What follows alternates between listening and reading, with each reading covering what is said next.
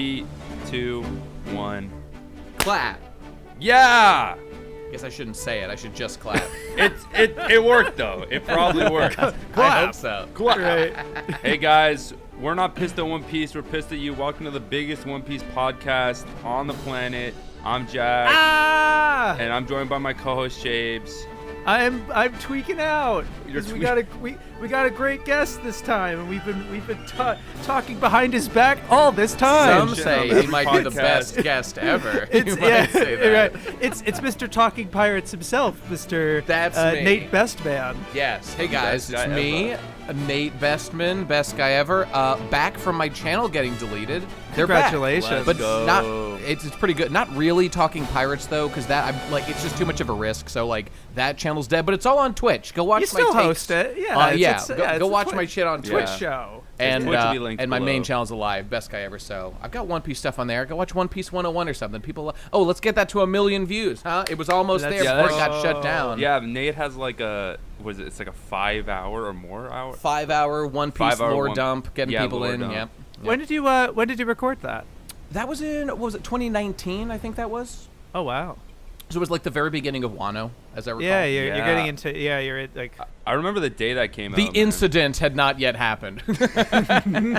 Which changed everything. Pure. The incident? I'm curious, what do you think the incident? Whatever could you mean, Nate? Maybe I'll tell you later. I'll tell you when you're older. Oh, when I'm older, okay, I appreciate that. Okay, fair enough. But yeah, no, excited to have you on. We've I was on your podcast as well, Talking Pirates. Oh yeah, Jack's been on Talking Pirates too, which is that's the most you guys might have the biggest show. I have the most intellectual show about One Piece for Big sure. Brain. The highest Huge IQ brain. threshold to understand what I'm talking about. Exactly. So it's pretty good. And by the way, I know you guys are not pissed at One Piece. You're pissed at the audience. I'm pissed at One Piece. I might be the guy here that is pissed at One Piece. I was gonna say this is a glazing podcast. We've mistake. Trapped you. You've made a tragic error in judgment. We only love by One me Piece. on. There's no flaws. I feel like when we started this, I was more on the negative, and then I feel like every time I talk to Shaves, he glazes it so hard that I'm like, Shades is a consummate glazer, and he needs to be humbled. He needs to be brought down to earth. It's hard. It's impossible. If you talk, it's impossible hard. to outglaze everything's a 10 if you ignore the bad parts. So no, that's the philosophy I live by. I am a glazer for One Piece, but I'm not as much of a glazer as some other people that I you can admire. Be reasoned with. That's true. That's true. And I enjoy their content a lot. I'm not the worst case for sure. That's true. There's some terminal cases out there, and they will see their day in court. They will face my judgment one day or another. They'll get hit with it for sure. And just speaking of the show Pissed Pirates, once again, I don't want to steal your thunder of your show. I might be the most pissed pirate. It's me. I I'm actually him. do think so. Like I would agree. I think I'm too sweet. I'm too sweet and pure. You're so wholesome. I seethe every day. I cope and rage at the world, at the sins that Hakta has incurred upon me that week with his I was a lot more irritated and angry when as I was watching it and getting into it with how terrible the fandom is. Oh yeah, I hate them. I hate them all. But then I was partway through it, I was like, I don't want to engage with these people. It's just the same shit. Where it's like we can all agree. We can disagree maybe about One Piece being the worst thing of all time or the best thing of all time, is the spread of opinions here. But we can all agree that the fans are just terrible. Yeah, I hate and they're just so the worst. Much. And I am pissed at them. So, dude, I hate. Well, I feel like it's ever since COVID. Dude, the Wano refugees, it's real. It's so real. It actually is real. It's actually sad. Completely true. I hate to be like, I was into it before it was cool. But you were. But I fucking you was. were. And I'm so fucking there. cool. I'm literally so cool. Personally, I love to do that. I love to let people know my cred, being over 20-year veteran of this which shit, is fucking insane. And to flaunt that around. 20 years. I am a very old man though, so they can use that against sentence. me as well. But that's a prison I'm still man. dabbing. I'm still doing my thing. You're still can't keep me down. Oh yeah. I'm never gonna stop. Thank God we're not doing video, bro. I don't want to. My bones will snap if I do it, but We'll have Cal commission that Nate's Avi is in a permanent dab. His dab. That's so fucked up. I hate the dabbed fruit. And now, okay, we have to establish the lore. Just to be clear, I am the user of the awakened Yeru no Mi. I do this.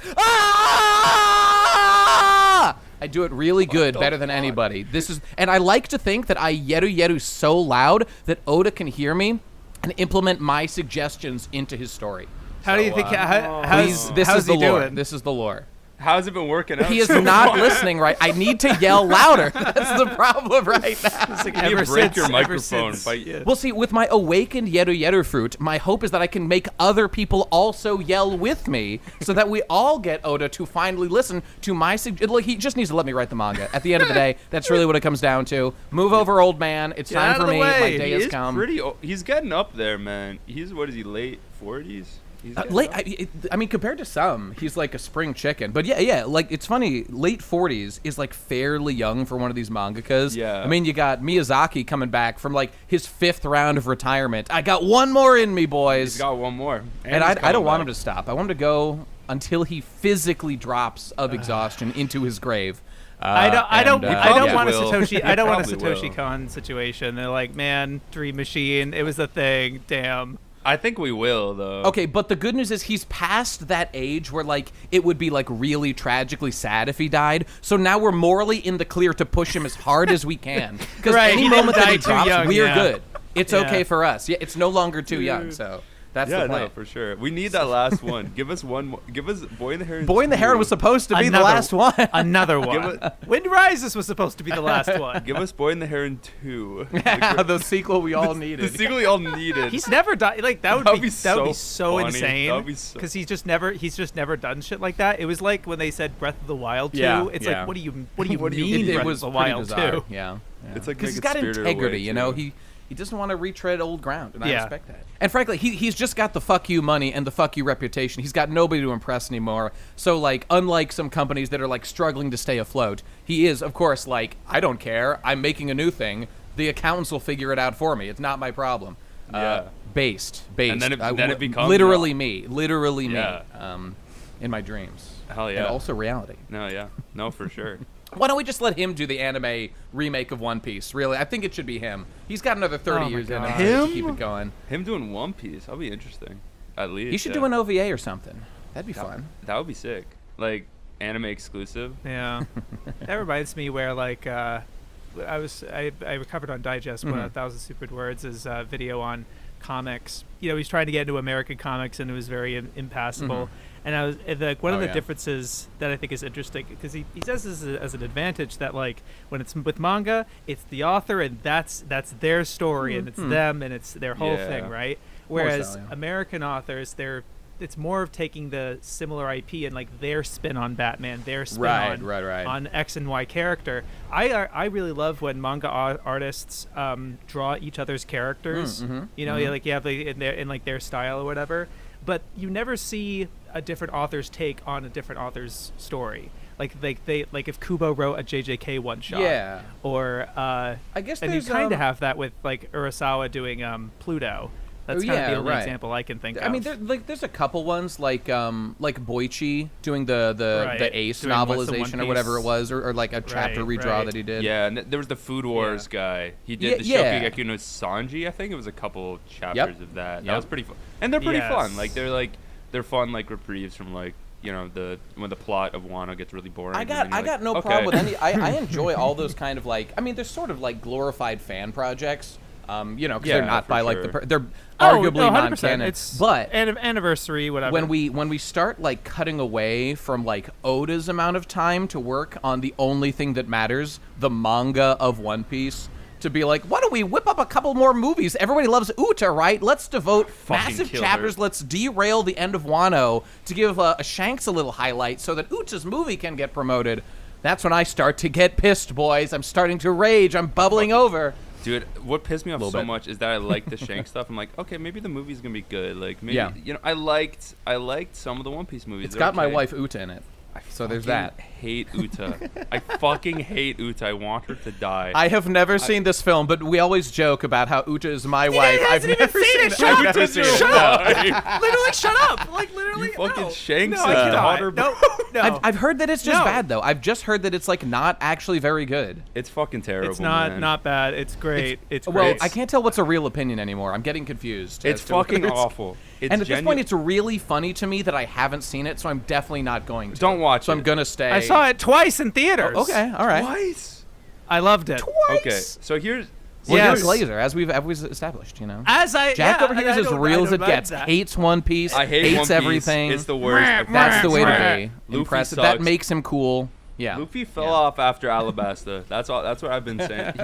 He's been a shit character since then. But I don't know. Film Red, it's not canon. It's I don't know. There's some fun One Piece movies, but I just hated Uta with a passion. And like, cause she's just. Can you tell me why? She's what just offended okay. you about her? So, cause he doesn't know. He doesn't fucking know. So basically, he hasn't seen it. Well, I think we've talked about it before, but it's like she's basically like a VTuber, like personified, and that.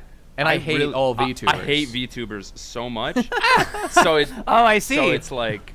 I've got to stop over Corona. Yeah. She's a QT pie. There was like a. Yeah, there's that recent animation, like literally like today or yesterday. Colonel, will you marry me? What? Wow. Are you serious? Are you serious? Oh, I saw that. I did see that one. Yeah, it's a little animation. That's so funny. But Jack here, consummate hater, hates everything. Hates One Piece, hates VTubers. Probably hates himself, to play a little psychologist over here. Life, I think dude. that might be. Yeah. I hate this podcast. He's a man on the edge. Sheesh. I was almost on the edge. Okay, can we talk about this new chapter that just came out to derail? Yeah. Oh, you mean because I wanted to find a way to. Yeah, I'm just gonna segue. Nate, what are you what are you possibly upset by, or like what are you? What am I raging who are about? you talking well, about? Okay, you know, like, ever since the story changed, do you happen to be the first pirate? Well, okay, so so you know what? I went through my whole cope session about like the whole first pirate thing. Lucky for you guys, I've already like excised the demons that are within me on my show about like how I feel about that. Look, the whole thing about there being like Joy Boy's the first pirate, is it like on its face stupid? Of course it's stupid. Like initially, I was giggling like an idiot. I bet you were. Like, I know a certain someone's gonna rage about that one. Oh, Nate's gonna be so mad. Nate's gonna fucking seethe. That's hilarious. I love how predictable I am, and I fill this role in people's lives. Okay. Wow, the crazy thing about Joy Boy for me is that he invented the ocean. He also invented boats. He invented sailing on boats on the ocean. He invented robbing people on the ocean. Nobody had done it before like Joy. Okay. Like what they're doing with this whole first pirate Joy Boy thing is basically like what you see in Naruto, where they take a word like ninja and then they just make it mean something that it totally doesn't mean at all. But in the world of Naruto, it does mean it means like a super. That's like not what a ninja. Naruto is nothing like an actual ninja in real life at all. Now in they're shinobi. It's just the word that means ninja. It's like the same shit, right? They just mean the same thing. Sure. But to be fair to One Piece, it has been established previously that like, okay, they're like making the word a little bit of a special thing. But it has been said previously, like, if you raise your flag and declare yourself separate from the world government, you are a pirate. That is, you are instantly classified as a pirate, which is cool and all, but that does sort of raise questions about, does that mean that the literal entire nation of Wano is 100% pirate because they are not members of the world government and they like won't allow themselves to be? It kind of makes it seem like they would be classified that way, but we know that it's just a little bit of a double thing, because we all, when we think pirate, we think of Blackbeard. We think of a guy on the ocean with a boat, and you can't make a country a pirate. They're not on the ocean. That's an insane thing to say. So isn't that interesting how one of Blackbeard's stated goal that we know besides Sekai, which is awesome, was that him telling Kobe that he wants to start a country, which is kind of diametrically opposite to what you're saying, where we countries, world government, we're not pirates, but he is the quintessential like embodiment of a pirate, and he's like, I want to be in make a country, and his motivations are still a little bit unclear, you know. I like to think that it's all part of a second master plan that he's working on as well to like kill Emu and like take over the world or something. I don't know. Maybe not. But, you know, like, none of this matters. The real answer to this whole question here, I'm not seething that hard. It's a little bit of, like, cutesy language from Oda that's like, oh, it was the first pirate. Oh, all right, whatever. What the whole thing that annoys me is just the whole, like, Nika, Luffy connection to Joy Boy. He's the destined boy. I know it's not like that explicit or anything. Yeah. But the more specialness we pile on Joy Boy / Nika, the more I'm like, the more I roll my eyes. That it's an eye roll moment. Yeah. That's it. This chapter with the way that they explicitly were like, okay, so Nika is a legend from Elbath, and there was a person who they thought was Nika, and this person was Joy Boy. That, and then him being first pirate. That's okay. You know, that's not that bad. All of that gave me vibes of, oh, this is like an Odin type character. Yeah. Flashback to Joy Boy coming. Oh my god. No, right. Oh yeah. I know. I think it's going to be an Elbath flashback. I wouldn't be surprised. I wouldn't be surprised at all. Yeah. I think it was really interesting in the way it characterizes.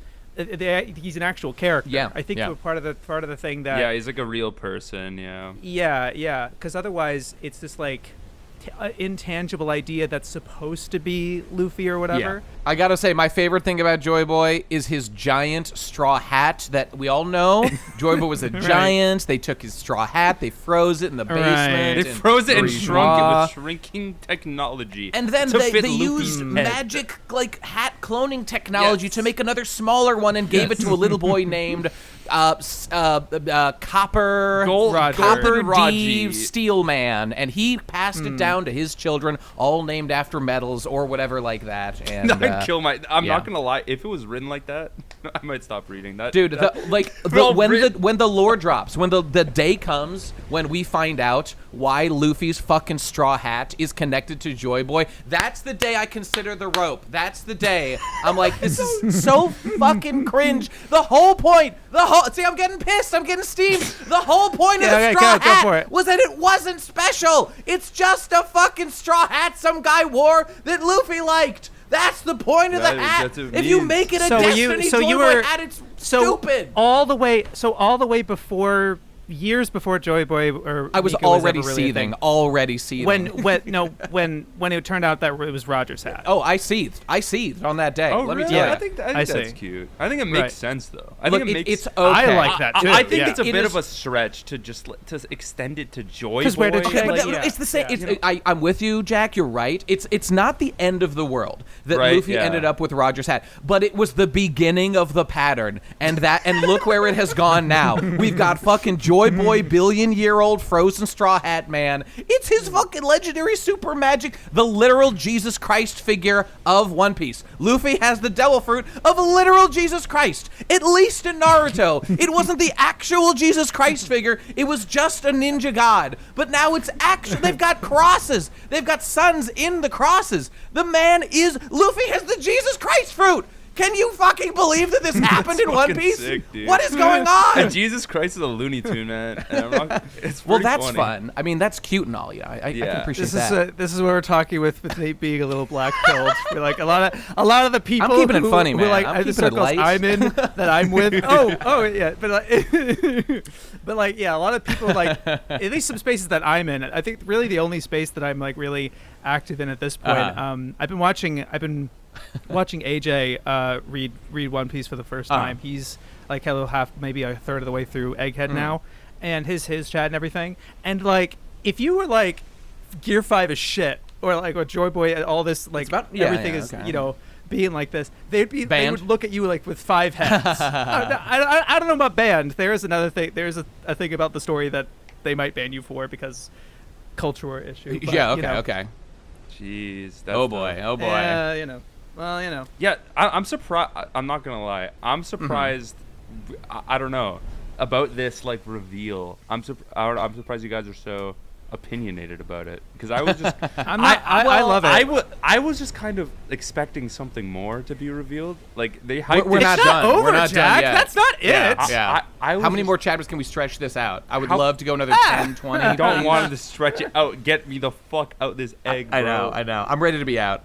Egghead was fun. It was good, but it's time to go. It's that exact recon meme where like he's like every start of the new arc, he's like, yeah, new arc, let's fucking go. And at the end of the arc, oh, fucking finally get out of here. Let's get the fuck off Egghead. You're the exact same. Egghead is such a good, like, I mean, Wano was like 4 years long, right? Dresrosa was like 2 or 3 years. Insane. Should not have been that long. So yeah, it's a bad habit of Oda that I think we all want to see Oda like not do that again. Just like, let's work on this. Let's keep it tight. And so far, pretty good. Zoe was good, but Zoe was always like a mini arc, basically. Still good. It was still good and fresh. That's true. But even Whole Cake and Reverie. Yeah. But again, like a mini arc, you know. I know what you. Reverie is sort of again like a little more extended of of his lore dumps in between arcs that he would do. Which I love. But that just goes to ask, like, what the hell is he going to be doing now that he basically integrates that within the arc? Well, we're seeing it. I mean, as of Wano, the cuts back and forth, which by the way, don't love them. Don't love. Oh, you're not a fan? It's you know, you don't appreciate seeing Choo Choo. I do. I really like seeing Choo Choo. Oh, I don't mean like the cuts around the world that are happening in these chapters. Those are mostly fine. Only that like. Those cuts, they're fine in that they show what's happening around the world. We're checking in on characters. It's just that they're not like really moving the narrative forward, and I think we're all a little bit eager to get through the reveals and see what's happening next. But I like seeing Choo Choo. Choo Choo's my boy. I'm delighted to see him. Yeah. After a while. Yeah, no, I get that. It might. I wonder if it's an economic choice where. It would, because the thing is that it's not just the lore dump that he's pacing it out, right? Because like, chapter by chapter, he's like, I want to end this chapter on this reveal. He's the first pirate. On this chapter, world's gonna sink, etc. He's paced it out that way, and so he's filling it with. It's like, what do you fill it with? You either do like a bunch of fights, like you have Luffy continually keep battling on Warcury and the weak trio and Brook trying to fight Saturn and everything. It's like, how much more of that do you need to show? Right. I actually think he's being pretty economic with that. I And agree. I think given what he needs to fill this with and the pace of it, especially the fact that what the characters he hasn't yet cut to, the fact that like.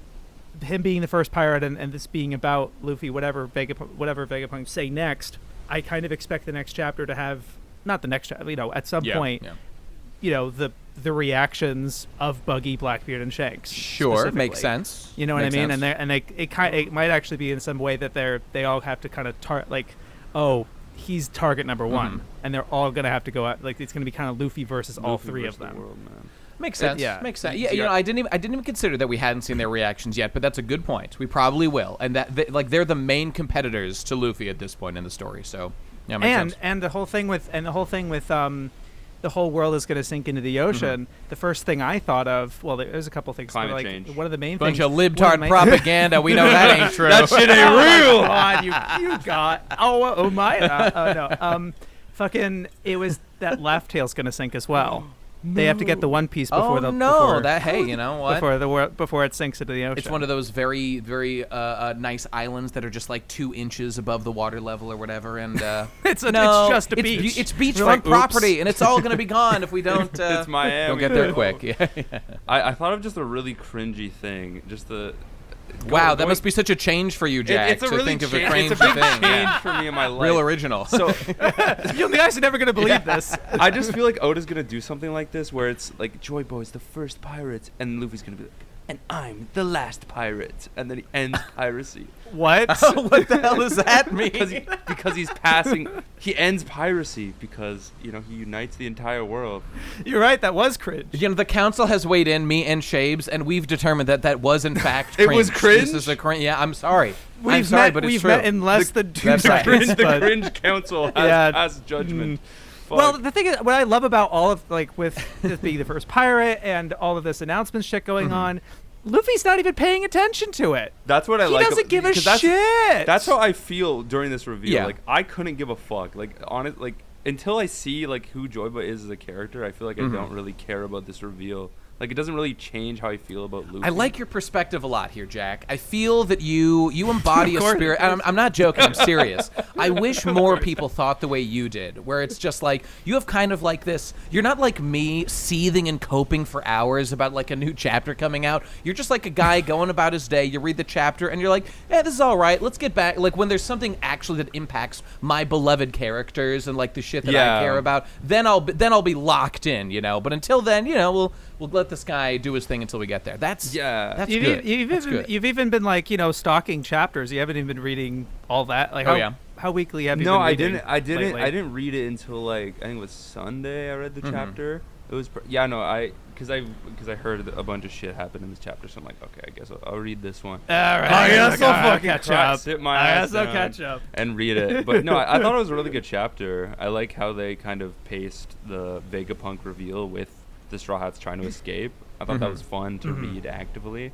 That's what I like about like cutting to the world compared to like what's happening on Egghead. It really like I don't know. I feel like it's a big change of pace. It balances that out. Yeah, because I'm just like the Wano fatigue is like real, and it's like, for sure. It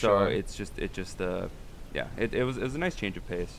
But I'm excited to see what else they reveal. I don't know what the hell else. Cause where this goes, because I think my remaining question is sort of just like Vegapunk says that the earthquake is the reason it went up a meter and it's slowly going to be sinking in the ocean. And then Doffy, separate from his message, saying you only need 4 or 5 more earthquakes before the entire world is sunk.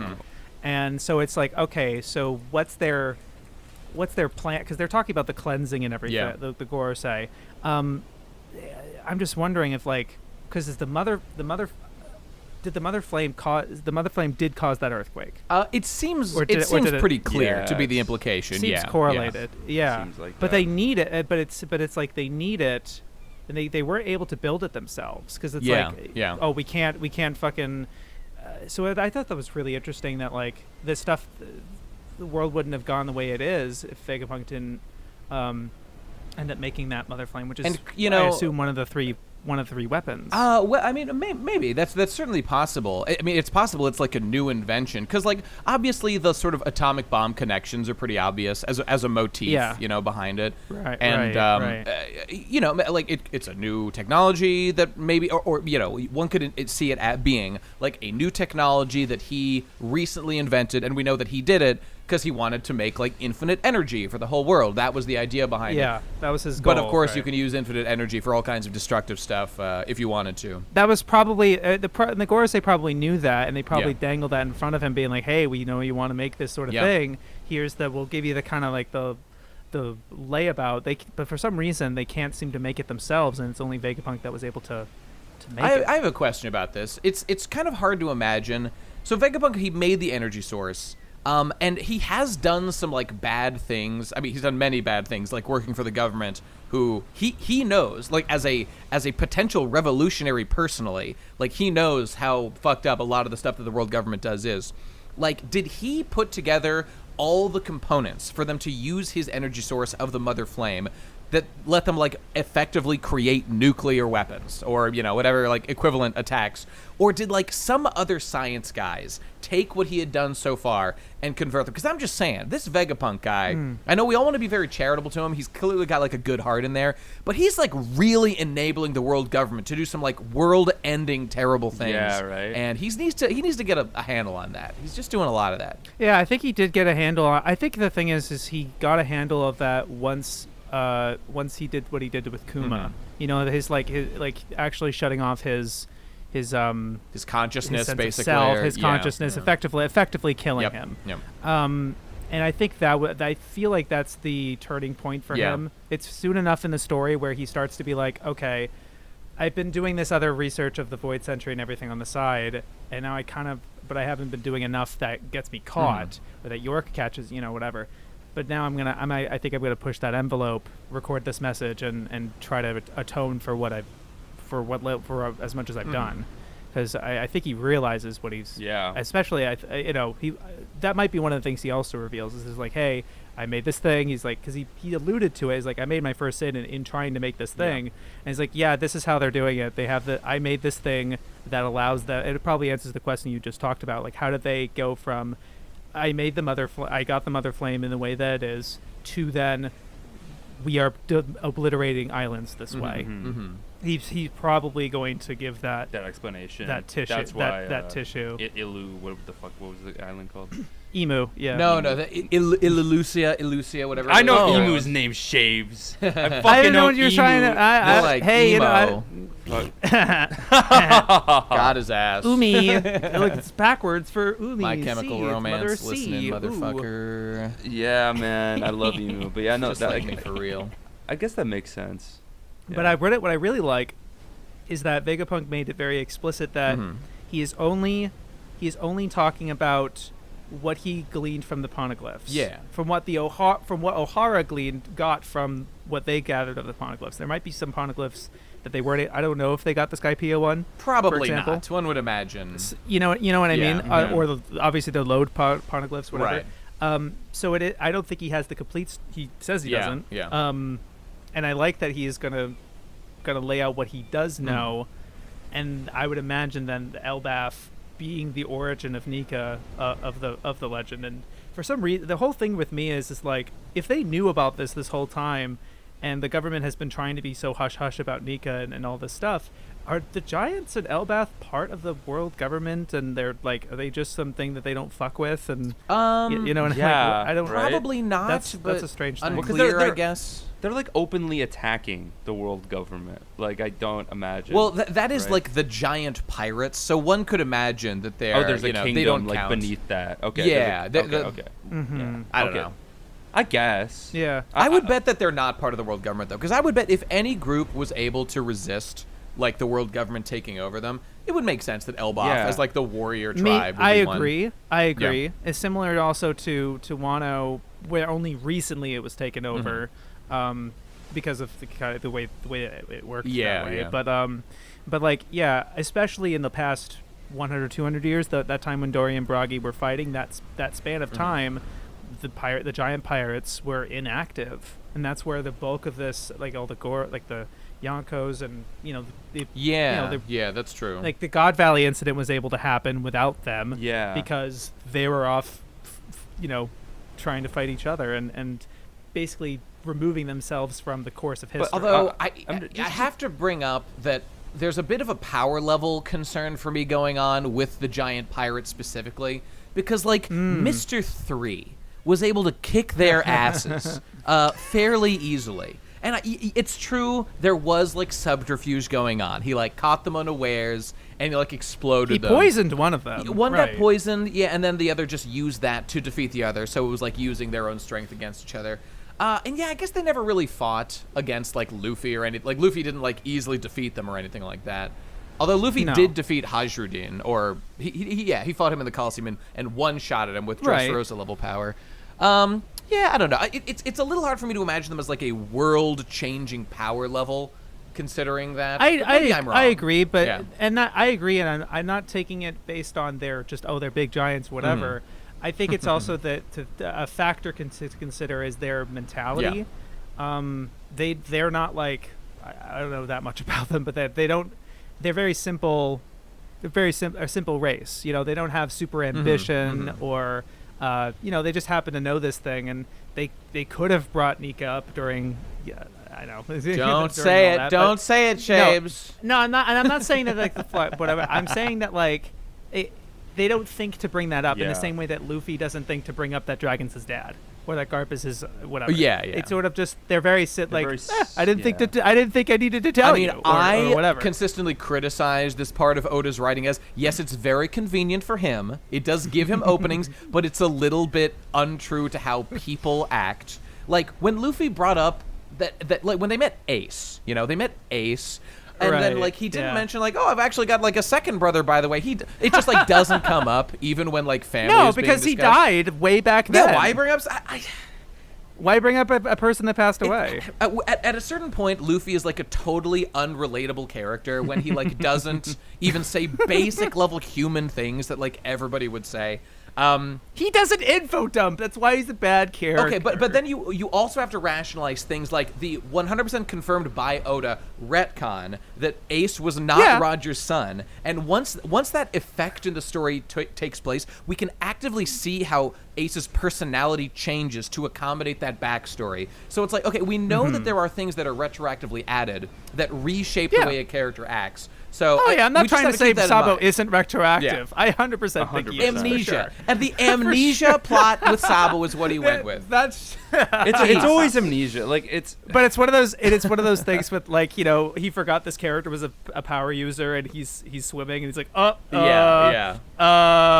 funny, look, just listen, comes it's up just with about the whatever. Sabo like amnesia plotline. I've got a much better option, Oda. Don't do the amnesia. The amnesia sucks. Okay, just have Sabo being like deep undercover, doing revolutionary shit. That's cool. We can understand that. Nothing wrong with that. What if so he much never fucked with Luffy? Like he's just faking it the whole time. He's like, yeah, man. Like I'm actually just like a solo dude. Like he's actually just not even messing with Luffy. Like that's... to be fair, Luffy was like an active pirate for maybe like 1 year.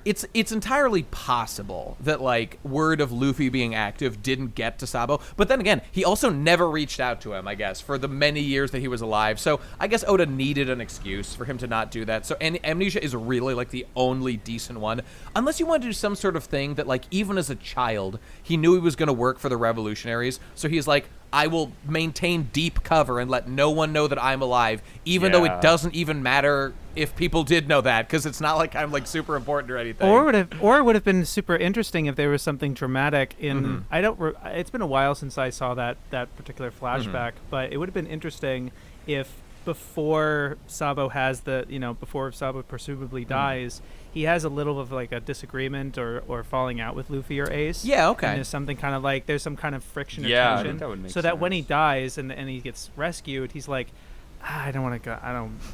He feels bad. Like he doesn't want to like interact with them, and he's actively avoiding it's them. at these points when I actually do think like, look, Oda, he's got a lot of shit to write. He's got to make a choice and like move on to the next plot line. I totally get that. Yeah. It's only when fans glaze and glaze and glaze these like fairly clear writing issues, that's what makes me annoyed. I am totally forgiving of Oda. I'm a merciful god, and when I take over writing One Piece, I will be kind to my predecessor. I need. Are you gonna do one of those? Are you gonna do one of those? They're gonna do one of those like rewrites once the story is over. Did I mention that me and the Talking Pirates guys? I know we you did just chapter, did a chapter 1 rewrite. One, by the way, right. we redrew the entire chapter 1. I think I saw some of that on Twitter. You should check it out, Jack. It's pretty good. I'll check it We out. fixed Oda's mistakes. We know he just little oopsie. He forgot to include Uta in like every panel, thanks. so we God, fixed it man. for him. Okay, she's Does back. she sing? Does she sing? Oh, she sings. Yeah, she does it all. dude. She's Yeah, dude. she looks great. She's hockey in the chapter. Love her. That's beautiful. Real Nika energy in that chapter. Let me tell you. I love that shit. Perfect. Man. Shout out Talking So Pirates. good. How do you feel? I don't know if I picked your brain about this, Nate, but with like it's similar in this vein of like retroactive and chapter 1 maybe that type of thing.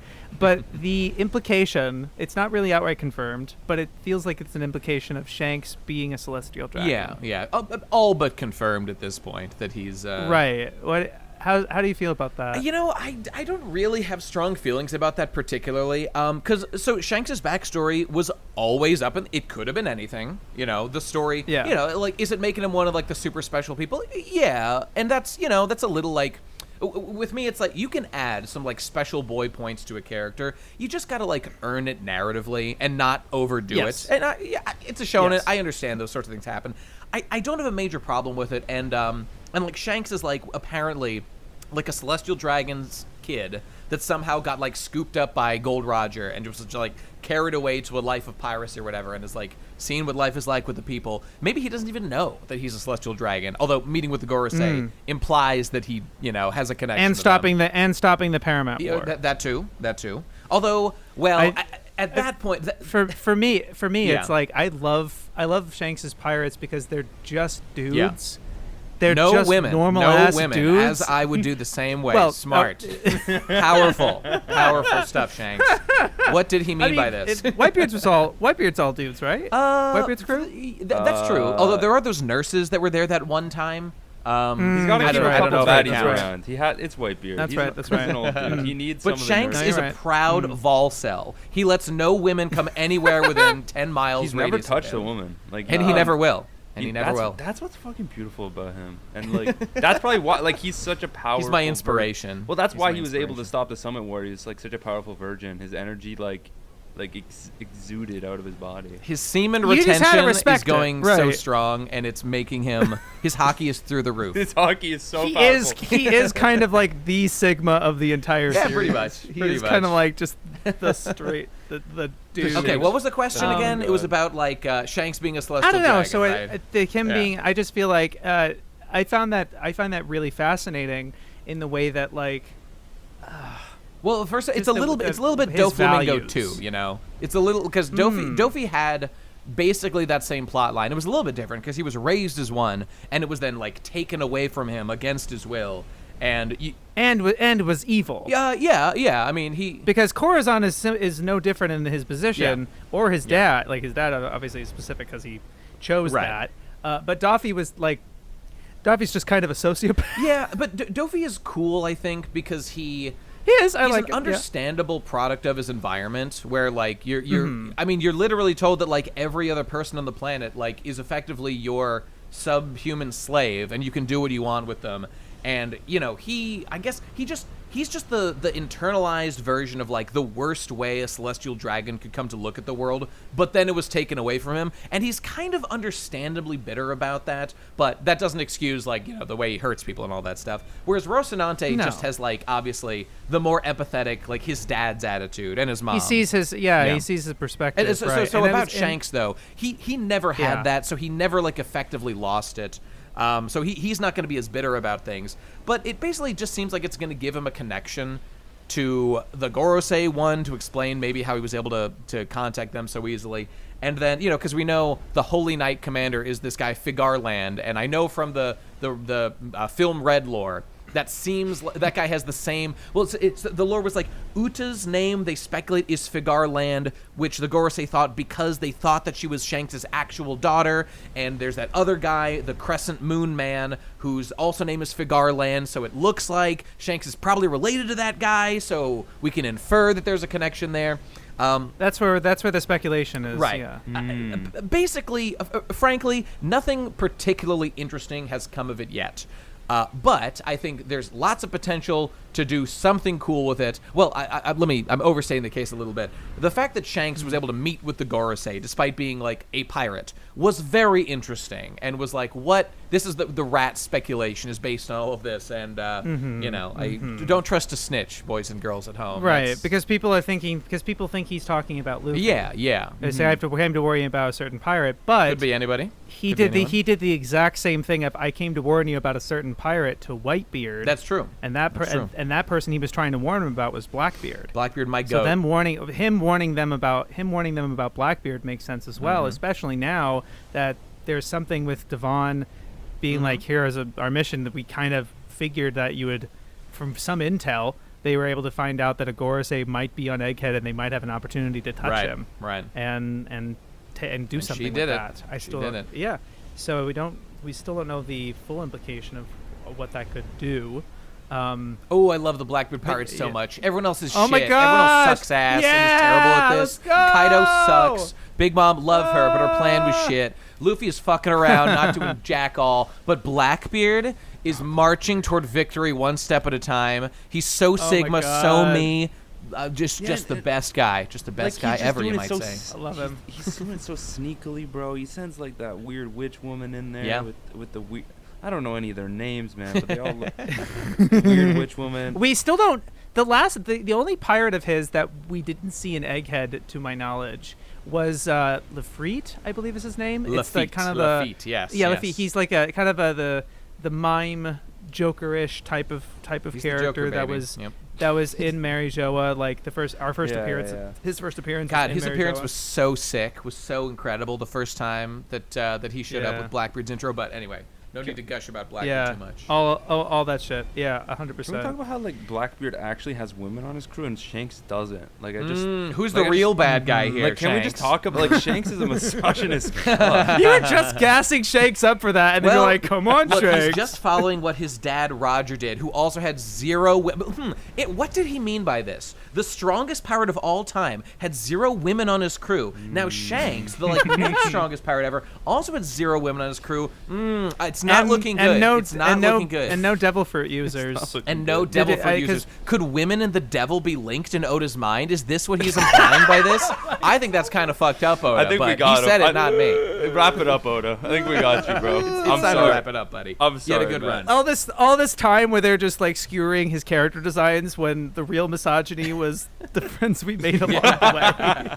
Now, of course, true. Shanks does allow a couple of, ladies to hang around and, be like ally crews or whatever. As by the way, he literally is like, they're all crap. They're all bad. And he does like all the work for them. Again, what did Oda mean by this? Saying that this is women's role. I think that was messed up, Oda. That was interesting. I think with that, I love that thing for Shanks where he's kind of taking a more personal approach that because Whitebeard was like going kingdom by kingdom, is like, you're under my protection. Yeah. Shanks doesn't seem to act that way. He's more like, these crews roll with me, like a captain by captain, crew by crew basis. And the way he's so friendly with with his fellow pirates and everything, it reminded just like, I don't think Luffy, especially when like that kid on Elbath who's like, take me with you, and he's like, I don't take kids. He probably does this for a lot of people. Like, he's probably no doubt. The Luffy, the way Luffy looks up to Shanks and Shanks, his role in Luffy's life, that's probably the case for a ton of other people. Kids, Luffy's not special in that way. And what makes him special is well, he said those words, he said that thing that Captain Roger said all those years ago. What is that thing? Tune in next time when we'll hint at it cryptically again. And it'll be interesting with the last piece. Like, I would figure that the last bit of information that Oda gives us in terms of like the mystery to solve is what the One Piece is. Yeah. But at the same time, like there is that like, I think it makes sense that we learn what Luffy's dream is after he finds the One Piece. Like, cause that's like, an endgame thing. That it is an endgame regardless. I just mean in terms of execution and setting up what dominoes does he set up, because he has he's got it all locked in. Like, he knows what's. I would imagine he knows what he's doing at this point as we're getting toward the end. I have a new theory on this. I've been trying to think. It's got to be something that is like theoretically doable, because they've said like, if you're the Pirate King, maybe you could make that happen. And it's also implied to be like a worldwide thing. I don't know. Maybe I'm making that up off the top of my head, but I don't know. I think it might be something like, make the whole world laugh. Or like, because it's got to tie into Nika at this point. It's obviously going to. Nika is like everything in the story, which I don't like, by the way, but it just seems to be what Oda's doing. So I anticipate it's going to be big Nika stuff, whatever it is. He wants to throw a huge rager. Like, he wants that's a pretty good theory too. A big party just a huge party with the world or something. Yeah, like, that's like. I agree that his dream should be linked to Nika the way that the Straw Hat seems to be linked to Nika. Well, I don't mean should. I just think it's inevitable. But well, I think given the way that he's written the story now, it's like it kind of needs to be on those rails. Like, are you obviously you have a problem with it. And I will see that I'll say, no, he's relying on a devil fruit. He didn't earn it. It's because he just has the god fruit. But I'll see you another day about that. Yeah. I mean, for me, it's like. When I saw that he was the first person to be called a pirate, what clicked for me is that, like, it makes sense that Luffy embodies being a pirate so perfectly right off the bat, because he didn't see Shanks for 10 years after. Cause you assume it's like, he learned all that he knows about being a pirate from Shanks, but he only saw him for a handful of days or weeks. He didn't know him that long, and then there's a whole 10 years of not seeing him, and he still hasn't seen him. But for him to just like so effortlessly understand what a pirate is up until Blackbeard. Blackbeard's the first character that he can't actually refute being a pirate. But every other antagonist that Luffy runs up against, there's something diametrically kind of wrong about the way they're going about being a pirate that Luffy kind of doesn't correct, but he just sort of like pushes up against, like, that you're this, you're that, or whatever. And so just him embodying being a pirate so effortlessly, to me, makes it clicks everything in place that this is that thing of, like, the devil fruits having a devil in them, or somebody else's will, right. Because the devil fruits were, as Vegapunk was saying, are made up of other people's dreams and desires, and the whole thing with the wolf guy saw Water 7, when it's like there's a devil in them, like, you actually become kind of a different person if you eat them. And I still fully believe that like once I learned about what this fruit is, I do think that once Luffy ate it, he does become a slightly different person, embodying Nika and Joy Boy, but he has no idea about that. Oh man! Well, and do you like that idea though? I think that makes sense just because of like Luffy's Luffy's initial like he wanted to be a pirate, like he wanted to go with Shanks. It makes it like just again, like a lot of people that meet Shanks, right? They see him and he's a great guy, and you're like, I want to do what you do. You're so cool, and he's a kid. It's similar to any other whatever. He's not that different. But to me, like when I noticing that this going along with what the fruit is and what the gum fruit's supposed to mean, I look very closely at Luffy's personality before he eats the fruit and after he eats the fruit. I find that he's a lot more angry or just kind of like rambunctious or not super like joyful. Okay. Like can we put a pause real quick? Now we have to now analyze. If you're speculating on Luffy's personality before he ate the fruit, okay, we have a total of maybe 20 pages of Luffy. Less than that. Okay. Less than that. And we must now also consider. Very little. Do you seriously think Oda was writing with that intention in mind in Chapter 1 and knowingly, intentionally put a personality? Because this matters. I don't to your think point of it. now. I don't really think about it in those terms. Okay. Really. But if you're analyzing it and you're looking for meaning and you're looking for did his personality change here? Don't you think if the guy if Oda said, by the way. If Oda said, look, I didn't plan it that way, but you can interpret it that way if you want, that's fine. But don't you think that kind of makes it kind of a weak argument to know that it wasn't intended to be there? Which, by the way, would imply that in the original writing of it, his personality did not change. And it was just the way that the character reacted in the handful of scenes before he ate the devil fruit. And it's these kind of, very specific arguments. Because I think what's interesting, I think it kind of blends it because I think we take it as a newcomer reader. You've never read the story, you don't know anything about the fruit or anything like that. As a blind experience of Chapter 1, or in my case, Episode 4, because my introduction to Luffy is him emerging from the barrel. I think the change that he undergoes from being this kind of like angry that Shanks wouldn't fight back. Against the bandit and stuff like that, into who he is from the traumatic experience, not just eating the not eating the fruit. Of course, but when the bandit, he learned a lesson. When the bandit takes him, and the character development that he undergoes in that backstory, that's what creates that change. Absolutely, I'm going to create this optimistic attitude, and I think that's fine as it is. That works, and it doesn't take away or any. That's just the original reading of the scene, for sure. The original reading of the scene, exactly. And then, so I think it's just reading the whole thing. I don't necessarily like thinking in terms of like, did he mean to do this? Because I think especially knowing the retroactive, the way Oda is doing these, the way he's telling the story. Because even just this dream thing, right? Of like, I told this dream to Ace and Sabo and only to Shanks, and that's a retroactive thing too. Yeah, that came up in the flashback. But I love that. There's certain. It's fine. It's pretty fine. That I just try not to like. But it's this. But it's retroactive. Did he mean to do that and whatever? Well, okay. Let me just make my quick point. The whole issue about is like retroactive content.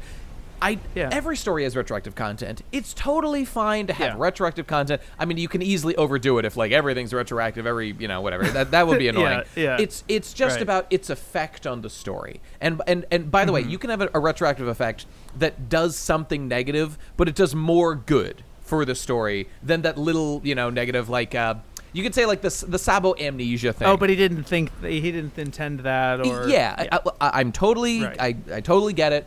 In a long story like One Piece, there's going to be some of that stuff. It's just if it starts to do things like fuck with Luffy's character.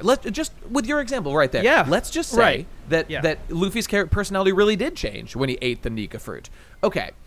Wouldn't it be kind of weird then to think that the character we've been rooting for all along is more a product, like his mental state is a product of the devil fruit he accidentally ate when he was a kid, rather than his qualities, which by the way are like, that's what Shanks likes about Luffy, his personality. That's why he was attracted to him in the first place, because he was like Roger, and he said these words that we've never heard that are, something mysterious that Luffy said that made Shanks like him. Well, that's Will, because the thing is, I think he treated Luffy, before eating the fruit, he treated Luffy like he treats everyone else, as we see with Elba and other people, that like he's just a really, really nice to this kid, and he's a sweet guy, and Luffy looks up to him and everything. And it's not until Luffy eats the fruit that Shanks is like, oh shit, I got that for a reason. I had that for a reason. There's something specific about that. Then none of us in the crew are touching or even have devil fruits. Why do they have one on their ship? Why are they carrying one around? Now that he sees that, his perspective changes, and that's why he's willing to sacrifice his arm. And he tells that to Whitebeard, who's like, what happened to your arm? He's like, I put it on I made a bet. Okay, with hey, it. not to be a nitpicky asshole here, but I just observe that we're doing a lot of retroactive reading of the scenes here, and that's fine. Yeah. That's of course totally normal in the story. But I think I oftentimes approach things from like the chronological approach, and so a lot of what you're inferring here about intentions in the scene are things that are like what are later characterized as Shanks's views, and of course, that is like the most canonically accurate way to view the story. You're looking at it with the most information possible. Exactly. I just don't think that that's necessarily the most. Again, not to be rude or anything, but like the most intellectual way to look at the story. I don't have a pure reading of it. I didn't go into this series blind. Right. I experienced a ton of One Piece through osmosis. I knew a lot going in, like from chapter 1, from the beginning. I knew a ton about it, and I was even kind of reading up to date as I was reading. I was watching it for the first time. Jack knows that. He'd be. So I mean, I don't have a pure perspective or reading on it in the way that I think I could appreciate, especially from you two guys who have been reading it as early as you have, with the lesser information, and know it, and like, wait, why wasn't that brought up earlier? That sort of thing. Right. Yeah. I'm not as bothered by it because I learn about that later, and then when I'm watching it for the first time, I'm thinking about that, and I'm like, oh wow, I don't know. Well, I feel like all my conversations derail into this subject matter about One Piece. It doesn't have to be this way. I know that I can't help it personally, but I just for the record, we don't have to talk about this again, more so than we already have, because it's totally fine that you view it the way you have. I've got my way of looking at it. And by the way, I said the word intellectual. That's a very pretentious way to put it before.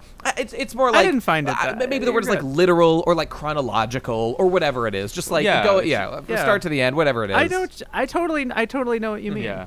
No, definitely. I exercise the Socratic method, and I employ my philosophizing, my Aristotelian dialectics, blah blah blah. Yeah, it's just that looking at this from this other perspective, like so much of like what we're talking about is theoretical. Like we still don't have the answers. We don't have any of these answers. Like we could say Luffy changed his goddamn fucking personality. I don't want that to happen. It sounds stupid. Like obviously the way we describe it. Your gut tells you that this feels weird. This feels dumb. Like a weird thing. Like there's a part of my stomach turns, but at the same time, like I don't know. I believe Oda can like turn things around, and I'll just say that the whole Nika thing, which is what really gets my goat a lot of the time, I don't think it was executed well, as I've gone on many rants about.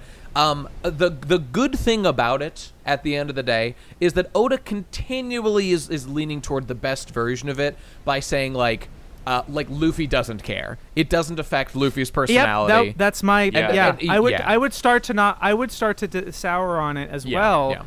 If Luffy kind of changes his personality, I guess I am the chosen one who's going to be the destined king of the pirate. That would be. Especially because he is so adamant on not wanting to be called a hero. Right? He would like hearing about all of this stuff going on. Like, this is a legendary character who stretches it. The thing that Vegapunk's talking about right now, Luffy would probably cringe about it the same way you guys cringe about Nika.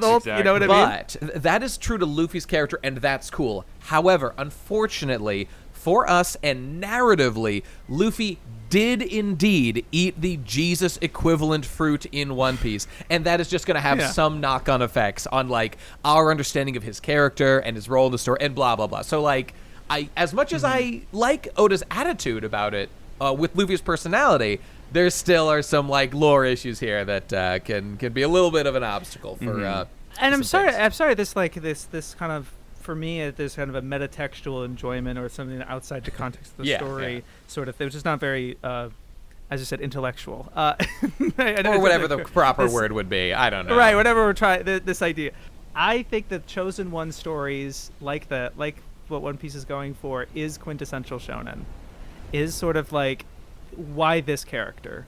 Why Luffy of all people is the one that goes on this journey, gathers the people that he does, and makes it all the way I have had that same and thought everything. too, by the way, that like this might just be a thing about Japanese shonen. And by the way, I'm totally comfortable, if that's the case, saying that this is something I do not like about Japanese shonen. I'm totally comfortable with that label if that's true. But there are different ways to do it, though. So. Sure, there are better and worse executions for sure. But there is something to me about the main character. I guess maybe people call it main character syndrome or something. More like main character destiny within their narrative. He's going to win.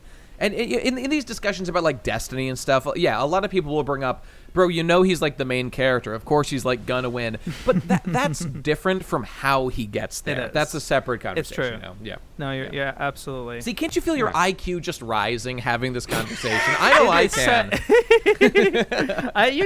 That's why we enjoy. That's why I enjoy talking with you so much about this, because you're taking it as like yell no me and hacked and black and like you can come about this way. You are taking it from an empathetic point of view and logical, and like it makes it all makes sense. Well, I like to keep it light. I've got real criticisms. I've got some things that I would do differently, but hopefully we can all laugh about it at the end of the day. This is a very funny manga. It sure is. It sure is. It's one of the best things about it, how funny it is. And by the way, one of the frustrations for me, like about Nika, is that, like, for example, like the last thing that happens in this chapter. Even with this, I've got like some nitpicks I could say, but like the way that Luffy is being a silly, funny guy with his cartoon powers while fighting the Gorosei. I mean, what's not to like about that? Of course, that's a likable thing. That's cute and funny, and he's a silly guy. Everybody can enjoy that who likes One Piece. It's hard to imagine someone getting this far in One Piece and not like liking a lot of that. So a lot of the Nika stuff, like, I really like. It is funny that he's like a cartoon sound effect man, but it's the lore. It's the lore where I have some issues, but. Yeah. Anyway. Definitely. Yeah. So it's not like the way I don't know if this is a long-standing thing with Oda but it's something I'm really appreciating in this particular plot point, that like the separation of Nika, Joy Boy, and Gear 5, all of them meaning effectively the same thing, but for people it's. For Luffy, Gear 5 is just, this is the best I can do. It has no attachments to any legendary figure or somebody else's power. In my mind, I feel much more comfortable thinking the words Gear 5 than Nika, for example. Yeah, it goes down way smoother in my brain. Right. I just always say Gear 5. Right. Right. Yeah. And Gear 5 is cool. Yeah. Gear 5, no, definitely. It's just progression of the story. but yeah, and it's also, or just his and we love Luffy so much that like, and him finding this ability and power and overcoming these obstacles, because that whole tension from Fujitora through Kaido, where he's like, I'm still not at the place I need to be, and effective to become King of the Pirates, to be strong enough to protect my crew and find the One Piece and overcome the challenges that I've promised these people that I'm going to do. I'm not there, and it felt like that whole time of Wano is like I'm kind of getting, it's like a deadline for an exam or a project or something, and you're getting down to it, and you're like, oh shit. And he was developing some new powers along the way, which was good. Yeah. But of course, Devil Fruit Awakening, ever since we learned about that concept, and especially since like Doflamingo showed like what a paramecia, not that Luffy has a paramecia anymore, which okay, that's another stuff, but whatever. It's we see what that means. What a different kind of devil fruit can do with it. Kaido does say it's kind of both, where it's like it's weird that you can do both paramecia and because it's a mythical Zoan, which has every kind of power in the world. That's so awesome and special and cool. He's got the best one, you guys. Can you believe that like Logias of all things ended up becoming the worst fruits? Yeah. By the end of the story. Case in point is Smoker. Smoker has been just so utterly relegated to the dustbin of history. Why wasn't he there at Egghead? That's a great question. Where is Smoker? What is going on? There's 2 answers to that. There's only 2. 1, Oda literally forgot about him and does not care. I find that some people think that that's possible. I think that can't be true. That can't be the answer. And second is like he's got to be like just doing something else that hopefully will matter in the story. Dude, wait a minute. We haven't even seen his reaction to any of all the stuff. We've seen almost every character. We saw fucking Choo Choo. We haven't seen Smoker. Yep, Choo Choo. So he's off doing. What is he doing? And Tashigi was there. Tashigi was there, and he was not there. And it's really hard to imagine that Oda would like draw a scene where Tashigi is, and we wouldn't all think like, okay, she's here. Where's Smoker? I mean. Right. So there's going to be this plot line. Spoilers for how One Piece ends. Again, I'm going to be brought in to write the ending. Right. So the Marines are obviously going to be redeemed. And there's going to be some good Marines within there that are going to be like the force for change for sure.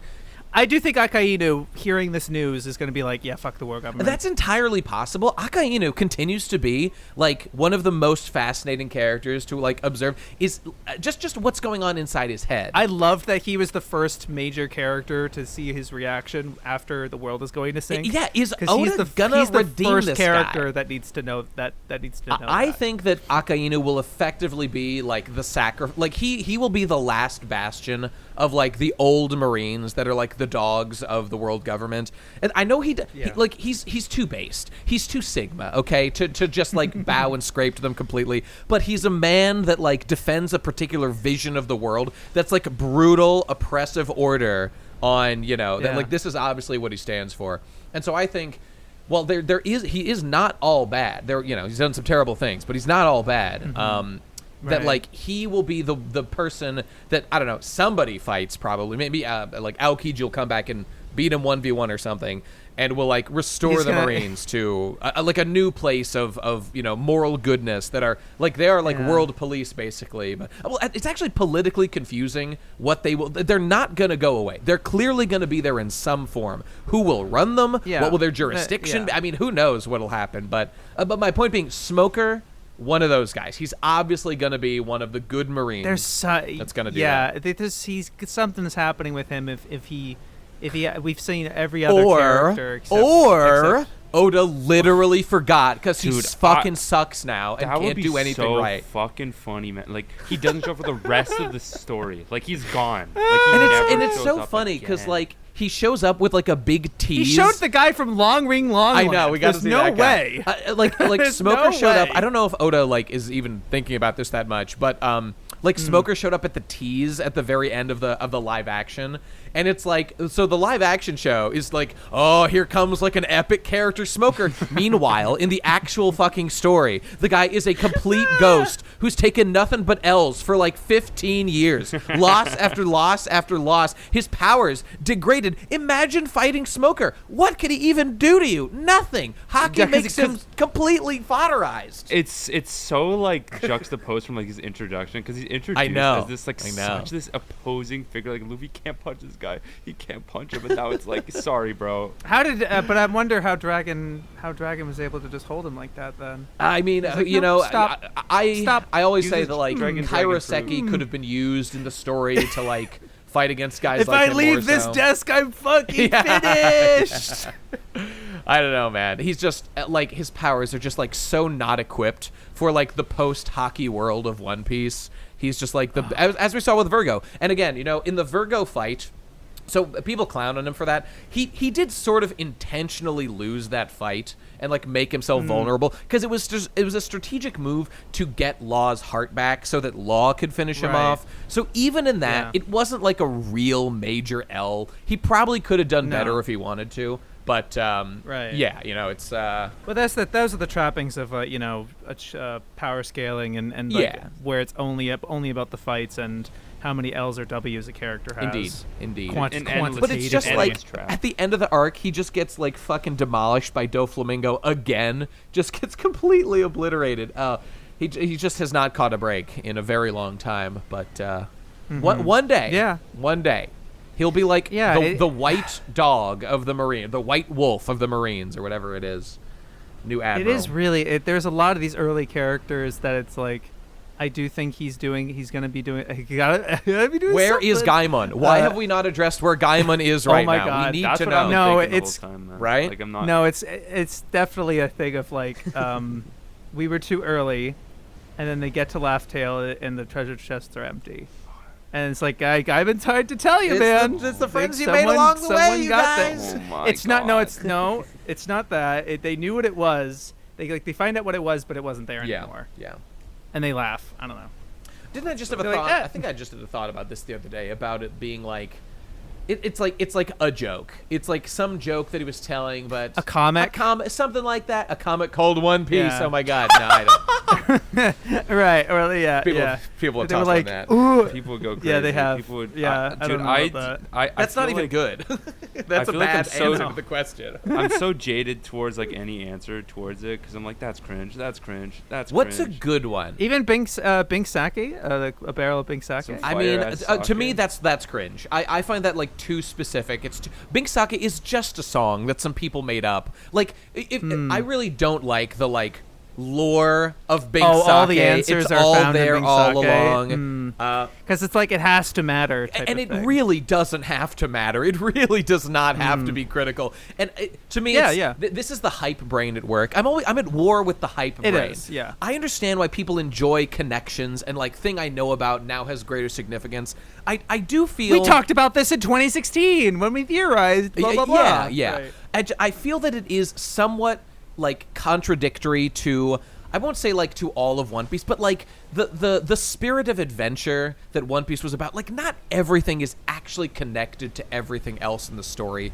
This is why like making the four gods of Skypiea. The gods of the sun and then the rain and like people always forget about those other gods. When are they going to get their devil fruits? By the way, right. Like they're just. And by the way, they were referring to a snake. Okay, they were talking about a snake when they did this. That was the god that was the whole point of that plot line. That they killed a god. That is a sin. This is the point of the whole. There is no sun god like an Elbaf that they are worshiping there. Okay, my point being, it's totally fine to just have like a one-off cultural like offshoot that is relevant to just like the characters that lived in Skypiea like 800 years ago or 400 years ago, whenever the Norland plotline happened, the Calgary plotline.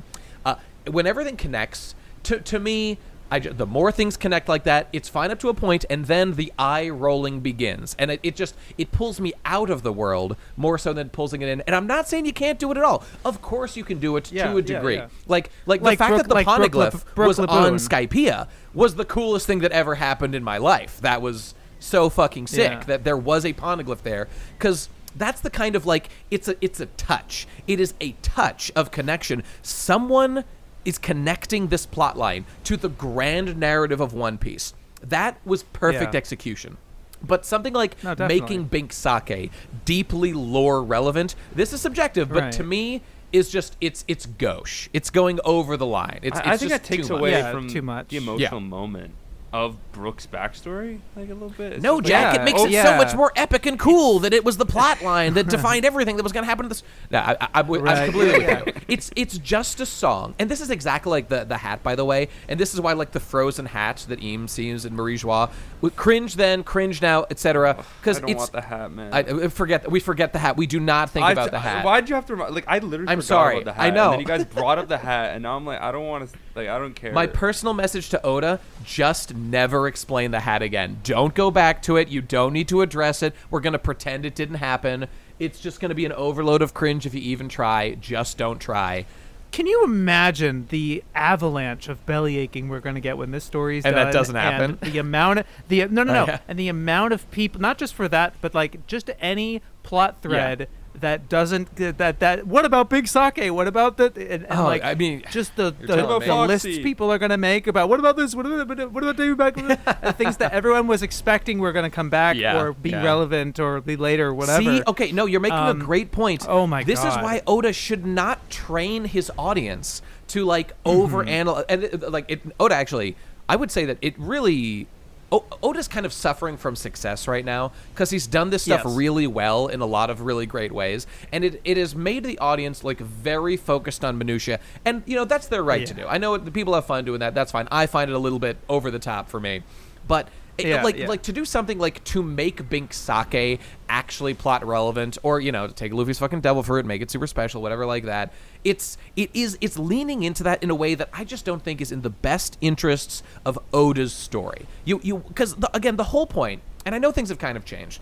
The Straw Hat was just a hat that Luffy considered his personal treasure. It wasn't about gold. It wasn't flat. It's like a person that he cares about gave it to him. It was like a promise. It means something personal. That has always been like the best thing about one. Well, that and the adventure. I love the adventure. Those two things are like the core idea behind what makes One Piece cool. And if you just make everything too super special, awesome, Destiny or whatever, it literally contradicts that. And also, the Naruto fans are going to make fun of us again, and I can't take it anymore. I can't. You deserve the it! Fans they're dabbing on us deserve every day. You deserve it for clowning on them for years. They deserve to be clowned upon. It happens to your story, and it's like... We thought we weren't... We thought Oda was better than this. We thought he wouldn't do it to us. So fucking Dude, I funny. could not be it's made like fun of by Naruto and Bleach are good. They're fine for what they are. I'll tell you what the problem with One Piece is, though. It was too good for too long, and it got our hopes up. That's what the problem is. We were like, it's still going though, man. It's still going, and there's so much room for Oda to fuck it up even more. There's so many ways we can betray the narrative. I look forward to it every week. No, okay, that was a joke, people. That was a joke. To move on from this, what do you guys think about the? So I know Shabes and I have talked about it. I was initially angry whenever, at the beginning of Egghead, when they kind of revealed that Saul is still alive. Yeah. And then that was officially confirmed in this chapter. It sure was. And my opinion, I was like, Shapes kind of curbed my opinion a bit and like calm me down a little bit about it. Just kind of allow myself to believe in Goda's beautiful process, his beautiful religious touch. But I'm still skeptical. Well, let me tell you, Jack, I know you're feeling well, because I also was like kind of annoyed when I first saw that Saul was alive. Let me break it down, because I've processed this. I think I get the feeling behind it. So, the Saul being frozen to death by, let me tell you, it's got to be the deadliest attack, in all of One Piece. Okay, this freeze. I mean, the body count of being frozen to death is sky fucking high. Let me tell you. Okay, not one character in the story has died of being frozen. No one has died from being frozen. So that being the case, is like Saul specifically surviving that incident like the most unbelievable thing ever? No, it is not like super unbelievable. By the way, there was like fire raging around. Maybe that melted the ice. Like who knows? People have survived this. Even they tell us how deadly it is, but like literally everyone has survived. Yeah. So that being the case, it's more a question of like, one, does this like fuck with Robin's arc in any important way? And I would say, look, again, this is one of those things. I think I specifically talked about this in this metaphor. It's like the take a penny, leave a penny tray with like character deaths, and like so Oda is allowed to have some characters like survive, and any artist is. But the problem is every time that there's like actually the character was alive and they didn't actually die. Oh my god, you can do that a few times and it's okay. But when you start to do it like a lot and a lot and a lot, and in One Piece it kind of happens a lot, you're overtaxing the account and you're like straining credit. So to me, the problem isn't look, I don't really love that like Saul is alive because of the emotions of Robin's character, and I feel it was a closed narrative loop that Saul was dead. And some people are like, you want more fictional characters to be dead, to which I say, bro, they're not real. They're not gonna like hold your hand. It's fine. It doesn't matter if they're dead. It's just it's just this thing of like it was a closed narrative loop for Robin. Opening it back up again, it could do like some weird things to her character, and maybe it'll be good, maybe it'll be bad. That's unforeseen. But it's just really about Oda like having fucking Pound survived Whole Cake. What the fuck was that? Pell survived a nuke to the face. What was up with that? And like Bon Clay magically survived Magellan's giga venom impact to the face. Was allowed to live. Like he was. I guess he was allowed to live. And I don't think we even saw him actually attack. We did. Like we cut away. We cut away. We made a safe assumption, but it is being allowed to live. I mean, I agree. But then he escaped, and now he's head of not Kamabaka Kingdom, but level 5.5 or 4.5, whatever it is. Yeah, he took over Eva's So job. so like on its own, I actually am not like deeply upset that Saul is alive, but it's contributing to a pattern of a thing that I don't think is great of Oda doing, of having too many characters like magically be alive. That's my take. For sure. Oh, you know what I find especially interesting with Saul right now, because you're right, it was like it's more recently confirmed that like we finally see him not in a flashback from 20 years how many years ago in the O'Hara incident, but we saw him like current, and he is on Elbaf. Still wearing his cowboy hat, by the way, while Robin has thrown hers away. Give her back her cowboy hat, Oda. You coward. But what's different with Saul from everybody else is he was an established character. We know who that is, and Oda made sure we knew who that is because he laughs in a very specific way. Does. But we still haven't seen his face. It's gonna be his little brother, Gagwar D. Saul. I'm not trying to imply that really. I just think there will be something kind of significant about like there. I wonder if there's a reason why. He's not. Well, because Shapes, he's the man marked by flames. He's got scars all over his face. Because there was fire at the. Because there was fire at the island. Oh my God, he's the fire. Yep. I'm not gonna go that. I don't because the Blackbeard was saying that like the person is. This person in particular has a black ship. It's probably not Saul. It's probably conjures whirlpools. Well, it has to be Sabo. Some other character. Sabo is fire. He is fire. That's true. So. Makes sense to me. It's dragon. It's dragon. It could be dragon. He has a black ship. He's got a weird tattoo. And the tornado. We don't. The whatever powers he has might be some kind of win-win. Yeah, fruit, I mean, right? It would not be the most insane thing. You know, it's true if it was dragon. Yeah. And then they're like, but you don't have man marked by. And then he opens his shirt and it's all like burn marks. We're like, oh my God. It could mean any. You know, it's one of those open to interpretation things. And I look forward to exploring that mystery. Yeah, I just love where the story's at right now because it feels like there's a. It's pretty good. He's made it in such a way where I love the Vegapunk message. I talked about the last podcast, but like letting everyone be on the same page, and One Piece is so much about information and what do characters know and not know, and with them all being on the same page, and Doffy implies it because the first thing I think of. Well, not, again, I thought multiple things. When they said the world's going to sink, before we found out what that was, I told Jack that, like, it needs to be something that unites the entire world against Marijoa. Sure, this will do it. Against the world government.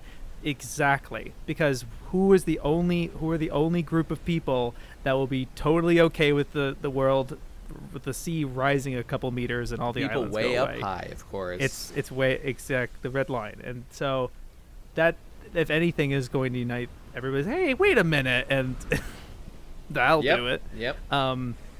Yeah. Us rising up against the oil companies, man. They're dumping ExxonMobil. And I think that's really encouraging because there's all the One Piece fans are talking about final war. But I don't assume that Luffy is going to be a part of that or leading that because his concern is finding the One Piece. And if he's, he might be pulled if some like OVV's in danger or something like that, but his crew, Robin and Zoro, I think mainly, are really keeping him on track, being like, no, this is what we're doing. We're trying to get this last poneglyph and trying to get the One Piece, and knowing full well that Blackbeard, Shanks, and Buggy are also going. They don't know that yet, but I think it's a safe assumption. I mean, I'm really excited once they do find out that, like, oh, we all want that. Okay, it's game time. Like, it's gonna be that chapter's gonna be so good. Sure. As ever, like, Luffy is doing his own thing, and his goals are only like basically incidentally intersecting with the world government. But of course, we know that, like, Roger found Laugh Tale. He knows the mysteries of the world or whatever, and so he basically created a movement to find the One Piece and to get all these pirates going. To set this in motion. Yeah, he set it in motion by creating the golden age of piracy. And so Luffy, what I love about Luffy is really that he's just doing his own thing. He is not interested in specifically, even taking out the world government. He doesn't even really care. As ways that it specifically impacts his friends, sure, of course he will do things to help them. I love the execution in Eni's lobby where the symbolicness of him shooting the world government flag down. That was only to piss off Spandam. Yep. Because he's like, what the fuck, and he's like, fuck you. And he doesn't even care what the flag is or what it represents or anything. And it's the symbolic motion that we know for the larger implications of the story, and what that means. But to him, it's a personal gesture to one guy. And that's a great example of this. Yes, that's definitely true. And so the way that like Luffy, in finding the One Piece, I'm sure that will somehow intersect with, I mean, one, people may try to stop him, and two, like the world government will maybe interfere with him, claiming the crown of Pirate King, or finding a One Piece or whatever it is, in that way, or it'll like hurt people he cares about, in that way. Yes, he will intersect with them, and that'll probably lead to the big final confrontation with them in whatever way it happens. Or maybe it really will be, I guess this is also possible, Luffy really doesn't even take down the world government himself. It's like everybody else does, and he that's what fights Blackbeard or something for the crown at the end. We're talking about I think he fights the other. I think he fights the other Yonko at the same time. I think they all show up at Lodestar at once, because at this point they're literally all of them are on the same playing field. They each have 3 polyglyphs, and they don't know where the last one is. And I'm presuming that Elbaf, given our understanding of the way the story is going, we have to be like, we're gonna come across that information in some convenient way at some point fairly soon. We just have to. And all 4 of them happen across that information. Yeah. Because it wouldn't be compelling that Buggy says we're gonna claim the One Piece and all these cool characters are on it. And I think more could be on his side. I think Buggy's crew is the excuse that Oda can have to be like, Boa's there. Yep. Fuck it. That this and that character's there. That's true. That we find kind of have. It'll be fun to have these characters in this environment where we don't really know. Again, we don't know too much about Blackbeard's crew. We know them, but like, and especially Shanks's crew are very underdeveloped. Yep. So it's and then it's our Straw Hats. So it's like, okay, but who are the people that would be really? That's why it's so brilliant to have Mihawk on Buggy's Although, to be fair, we did develop the most important member of Shanks' crew, Uta, in One Piece Film Red, famously, chopping the tarts. Available now in your local theaters. Get 10 tickets. Get 20 tickets. I love it. I love that movie. It's still in theaters for fucking years. They keep having it every weekend. I love that movie. So beautiful. Oh my! I love that movie to death. Yeah, I think we were. Yo, can't change my about that point about like Luffy not taking down the world government. I think we had like a theory just about like Sabo and like Sword kind of teaming up, like revolutionaries and like the good part of the military, kind of, especially after this reveal, kind of rebelling against the world government, since everyone hates them because of climate change. So it's just like. I think that logically just makes sense. But it is interesting that Oda implied that the government itself is causing the climate change. What did he mean by that, I wonder? That's interesting. That's very curious. Very interesting, Sleepy Joe. Do you have anything to say about this? I don't know. It's time to wake up, Sleepy Joe, and get serious. It's the revolutionaries are also haven't been shown for a while of what their reaction to we obviously saw their initial of him being setting up the we haven't seen Dragon standing there doing nothing in a while. I'm getting bored. I love when he stands, bro. I love and he looks generally facing east. Yeah, that's facing so east. Facing east. He always facing fucking east. I love this guy. Fuck yeah. God, man, these characters don't do anything, but I'm so interested in all of them. Like, it's so beautiful. How did he do? Right. How the fuck did he do this? How my favorite characters in One Piece don't do anything. That's my favorite thing about How did he do it, bro? Akainu is so great. He sits I've been reading this shit for like a decade. Like, how did he do this? I was thinking the other day about how Akainu is basically the best character. He's so cool. I love everything about him. He's just like me for real. Wants to kill innocent people. I totally relate to that. Yeah, for real. And he was so fucking awesome in Marineford. He was such an unbelievable powerhouse, physically, but also just personality-wise. He dominated the entire arc once he was there on screen. But he has been so brutally backseated or benched since then, because I don't even, it's not like he could personally solve every problem going on in the world. It gives me hope. It gives me a little bit of hope. He fought Kuma for 2 seconds recently, and he let him get away. That was a little bit unfortunate, but whatever. He hurt him a little bit. I just want him to come back and just do something, just anything cool. That's all I want. It's interesting 'cause that reminds me a lot with there are some characters in stories that have such strong personalities and such presences that when they're in a scene, suddenly it's all about them. It's their like show. Me they run joining the show. this podcast. It's all about me, baby. This Pirates, right. my Conquerors hockey supreme. But I was thinking with like not in the One Piece really, but like in a negative way. But I've been watching Ranma Half, and there's a character in that who is this like old man grandpa type figure who's this little gremlin, very tiny stature, but he's this underwear thief. Oh yeah. And every episode that he shows up in, it's suddenly his episode. Like he is the center of gravity for all the characters to deal with as an antagonistic force that doesn't get his comeuppance, is constantly stirring shit. And all the characters hate him, but they can't do shit about him, and it's the worst. Right. you know. Now, I don't know what this has anything to do with Akainu, the moral center, What it my does- moral inspiration in One Piece. So this seems like a non sequitur it is, to me. but I think it's similar where like if Akainu showed up at Punk Hazard instead of Smoker, It's over. The series ends. it wouldn't have been about anything. It would have just been about Akainu storming his way. It's like, oh my god, where is he?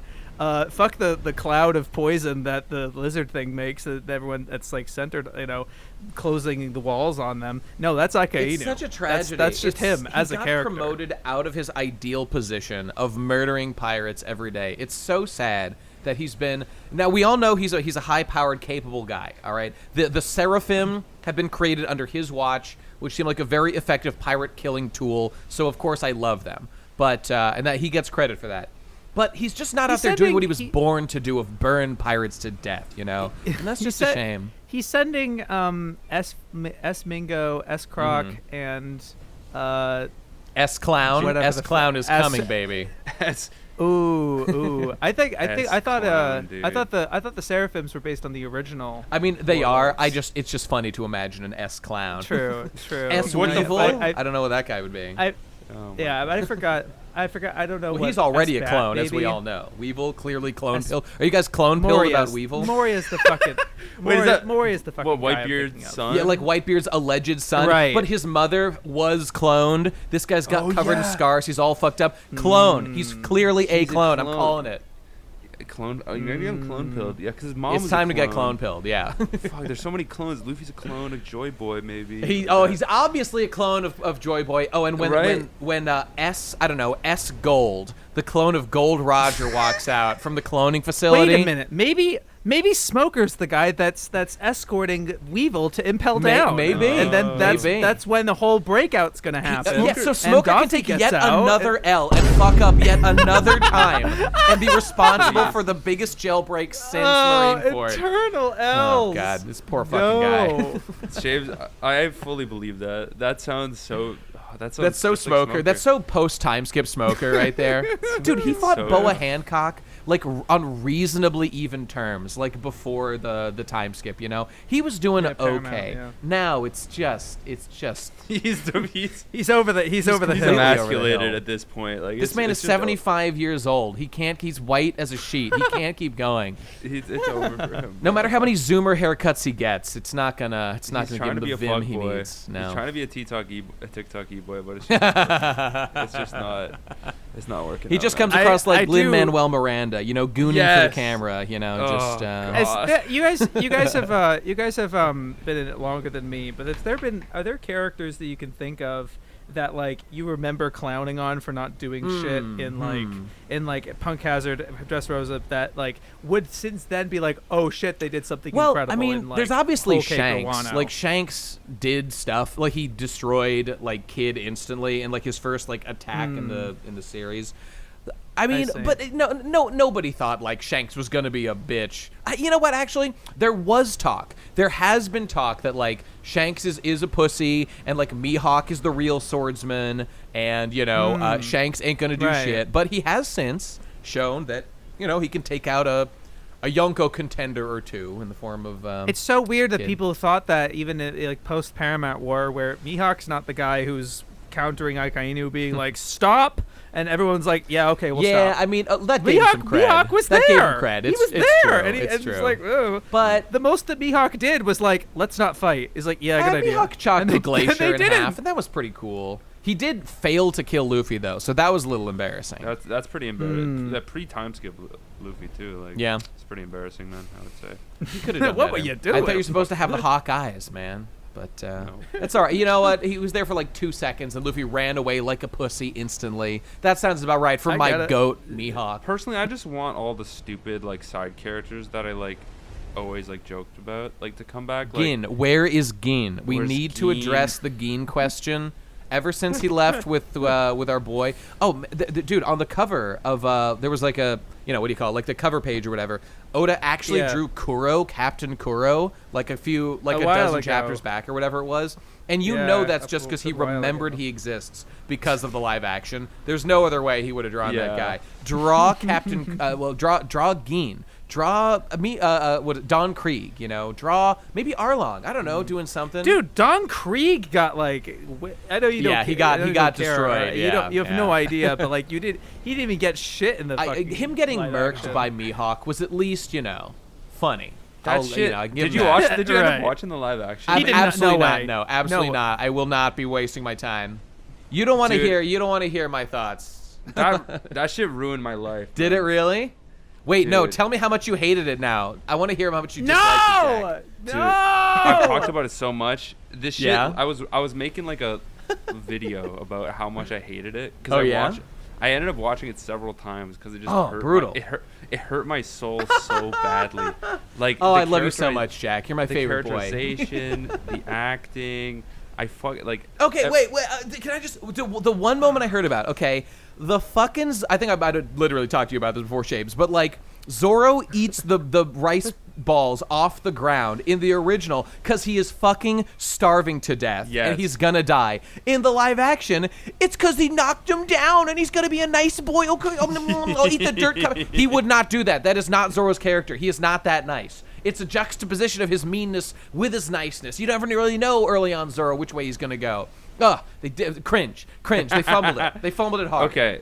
That's all I know. I agree. It's a weaker choice in that moment. Well, I just find those weak choices are just the entire show, and that we've talked about it before. Oh, James, yeah. like, I think I do agree. This. It's a compromise. It's a compromise of its format, where they can only afford 8 45-minute episodes, and you're not going to stop at fucking Syrup Island.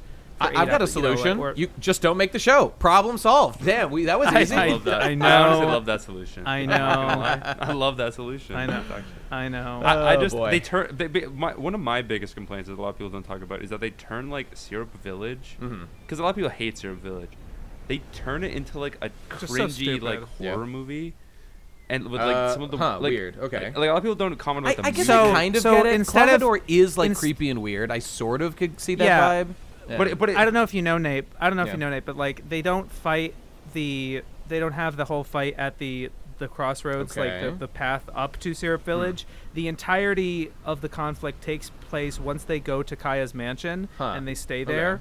And the entire thing, as Jack says, it's kind of a creepy haunted house type thing. Okay, not that the house is, they're not saying, but it's more like a slasher film. Where Kuro is literally, hunting Kaya through the walls and shit. It just feels like a cringy, like Blumhouse horror movie. And it's, again, that's a limit of the format because it was more affordable to shoot in an interior location.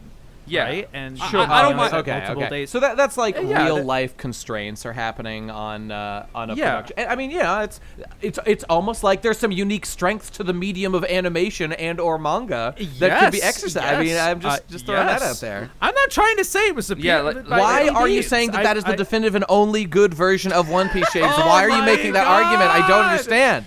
Yeah, Shaved only has seen the imagine we did this podcast. Imagine we did this whole fucking podcast. Entire time. You never read the manga, watched the anime. Like, what do you mean? Well, yeah, like I agree that I would never want somebody to assume that they can watch the live action and then just jump straight into chapter 100 or volume 12. Or Oda said you should start the One Piece manga at chapter 1052 or so. I think recently, and that's what I'm gonna do. He's like, if you want to, I don't care. He's like, go ahead. There's bro. part of me that like hates that, fun. but I feel like I've just known to like Oda just wants the bag. Like, I don't.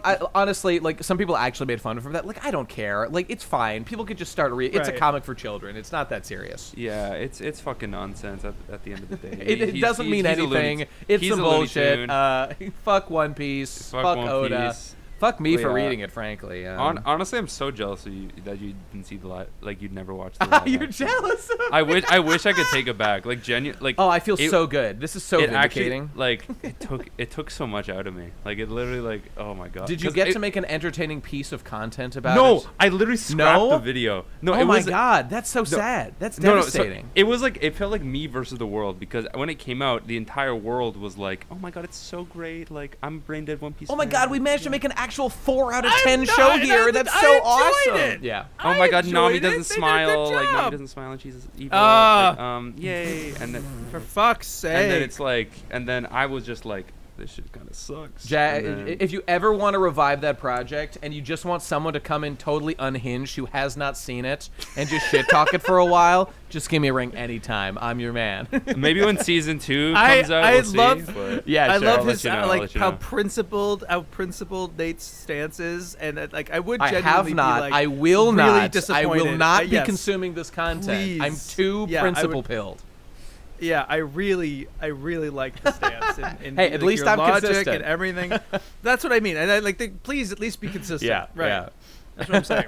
I wish I was like that, because I'm just like, I see. No, that you're corrupt. You're weak. You have no spine. You know, I understand. For fuck's sake! I got like one spilling the milk video out of it, and like it was tough because Shades was like yelling at me, and I'm like, I was low key bullying him, but yeah, like because like Shanks shows up on screen for like 2 seconds, and he's like, oh, I don't like it. I'm like, dude. Because he looks cringe. Like, he looks like a little boy. Oh, he does look cringe. The coloring, man. I don't know. It's whatever. It's strange. It's strange. I don't know, man. But at the end of the day, when I saw Arlong, I was like, holy shit, dude, Arlong's so bad. I know that's like kind of what he would look like if he's real. But the thing about Arlong is that he's not real, and he's a cartoon, and that's why it's cool, you know. Dude, when are we gonna get the live action Tom and Jerry that we need so badly too? We need that. Live action.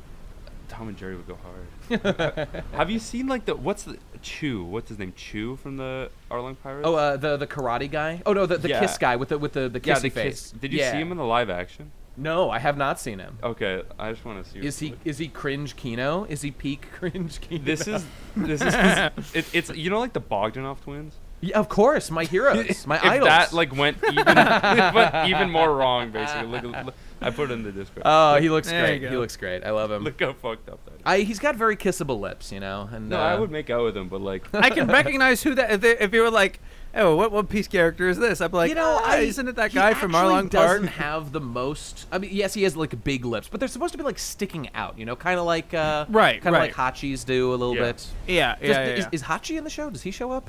No, what? Oh, that's and that's too what, bad. and that's the thing where it's like, the one thing I have against One Piece live action. Only one thing. Yeah. No, it's true. Because it's for me, I'm holding it loosely. it's just more, you know, I don't need it to be good or bad or whatever. I don't need it to be good. No, I don't. What a concession. Okay. No, it's like I see it as an opportunity for Oda to share his story more, and that's his ambition. That he wants it. This is my last chance to get as if he doesn't need it. It's the highest selling manga in history. I mean, that's why I kind of roll my eyes. Right? Like, buddy, you've won. Oh, okay, but anyway, whatever. Right, no, for sure. But I just like that ambition that it's similar. He has a similar evangelical stance about his own series. While one starving African child has not consumed One Piece, I will not rest and produce sloppier, shittier versions of my story until they have all seen it. Do they have a Netflix subscription? Give it to them now. We have to give the starving children Netflix subscriptions. This is the great cause of our age.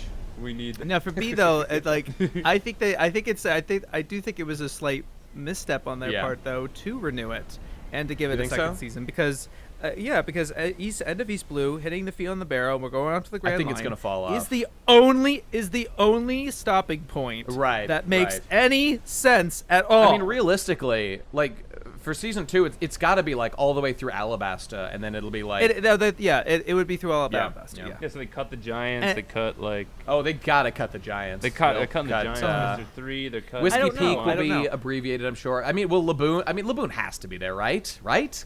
They have to do Loketown still. Oh my God, they didn't even do Loketown. Oh my, it's over. It's over. They didn't do cut Loketown. At this point, they can cut Laboon. Are you He's out. shitting me? Okay, they can only cut Laboon if they never get to Brook. That's the only way that's acceptable. That's the thing, and it's similar how they were comfortable cutting Hachi since they didn't think they were going to get the Sabaody or whatever. Or Shout. Right. But like, that for me, it's like you're letting anybody who's interested in this show down because you're going to be canceled eventually. Your actors are going to get too old eventually. Okay, like there's absolutely no way. So 99% of my criticism really is on Oda specifically for like choosing to do the project. Look, I can't blame the people that were given the task to make a One Piece live action. Like, they're not gonna say no. They're not gonna be like, oh, that's stupid. I'm like, of course they're gonna like try to do it. And like, yes, they seem to have done a better than average job at it, but that's a very low bar, That's nowhere near what, like, just read the fucking original manga. It's so much, it's better, it's the real story. That's the whole point. So it's Oda. It's all on Oda that he was like, yes, let's do it. Now, that being said, it's a fairly minor sin to have made the show. I just consider it a distraction. And in a world where, like, Oda really frankly, the art is kind of slipping, okay? The art, we need to tighten this thing up. And he's taking more and more weeks off all the time. It's like, we don't need all these distraction projects, okay? Let's focus on the manga. You're going to be dead in another couple of decades. Well, okay, he's not that old, but whatever. One Piece is going to be done, and we're going to look back on it, and it's going to be this thing. This is what our panel was about at Anime Boston. We're going to look back at this body of work. Look, there will be the people that watch the anime. That's fine. But, like, for me, I'm a purist, so say what you will. It's the manga. The manga is the Bible of One Piece. That's what the story is, with all its flaws, with all it lacks and whatnot. And we want the best version of that possible, and we don't want that to be compromised just as little as possible. So when I see the live action show and it's like annoying, and we know that Oda worked on it to some extent, and there were some issues with it, and it's missing stuff, and blah blah blah. When I see that, I see Oda's precious time going to a waste of time, and that is what bothers me about it. Sure. Damn, that was quite a ramble, wasn't it? I agree. Nice. I agree fully. I got it. I never, if you could see me, I'd be putting. You'd be dabbing as I am, as I've been doing this entire time, by the way. No, in my I'm pose. not fucking. Oh my God, I'm in 2015 anymore, Nate. I'm not doing that. I'm never shit. leaving. Those were the golden years. I'm going back. We have to go back. We have to go back. Years of my life. God damn. But yeah, no, we can stop talking about live action. We certainly can. We certainly can. But I can't believe it got brought up. I had to know what he thought. It's like, I knew he made that video where he was saying that he wasn't gonna watch it. It's so fun. And some people comment like follow up, and it's like, guys, did you watch the video? I think you missed the point. Right. Oh, they comment on your video like, yeah, they'll say like, bro, I said I think it was quite now. And to be fair, some people I know we said we weren't going to talk about it. It's just like some people say the point of like, you paint yourself into quite a convenient argument, friend, that even if the show is good, you don't have to address it. Yes, correct. I calculated properly from the beginning because I don't want to engage with it. That is true. That is true. But anyway. That's kind of where I stopped the production of the video. It just came to a point of like the idea of a One Piece live action just frustrates me. Sure, and that, where a lot of the points come. I think there is just a lot of fundamental problems with it. But yeah. But it was just like that part was just pissing me off so much that it just existed. So I'm like, you know what? I hear you, brother. This is wasting my life. Fuck that. Yeah. I agree. It's a compromised project in its inception. Absolutely. And many would say that they understand that, and like, who cares? It's just fun and it's good anyway. It'll get some people into One Piece. Maybe so. That's for the people to decide. I mean, you say in your video too, where you're like, who cares? I don't want more people to get into One Piece. Well, there's also that. Just call me the gatekeeper, baby, because enough people are reading One Piece. We don't need any more. We're over the top. Let's pare these numbers down a little bit. It's It's fine. Enough people read One Piece. I don't need any. I mean, hey, call me a selfish asshole, whatever. It doesn't do me personally any good that like more people read One Piece. Now it does do Oda good. Okay, I get it. I understand. It's good to have more people consume your story. But I'm just out here sitting in my goon cave, cracking open a new goon sesh to the new One Piece chapter. And to me, it doesn't matter if 1 billion other people are reading it or nobody else is reading it. So. It's fine. It's okay if other people read it. But frankly, the rise in dog shit theories that are pervading the internet are making a strong argument for less people to consume this media and then spout their nonsense about it. For me, again, like we talked about earlier, that it's the way he's crafted the story, and I love that interview quote he gave, or like some. I don't know if it's an interview or something, but he mentioned where he's like, dude, if I fucking knew the internet was going to be a thing, I would not have written the story like this. It's such in like giving all these hints. Really? Can you? What did he say? Like, did he mean that in the sense of like I wouldn't have hinted so much at things? He was talking about how it's like fuck. I don't think. Is his issue that too many people are solving the mysteries or something? No. Yeah, he implied that like fuck they know. Okay. Yeah, I see. Yeah, I mean, I get. Yeah, it was 97 or whatever, right? That was right around the days it was popping off. Where it was just getting started type of thing. And I mean, and it was also just like.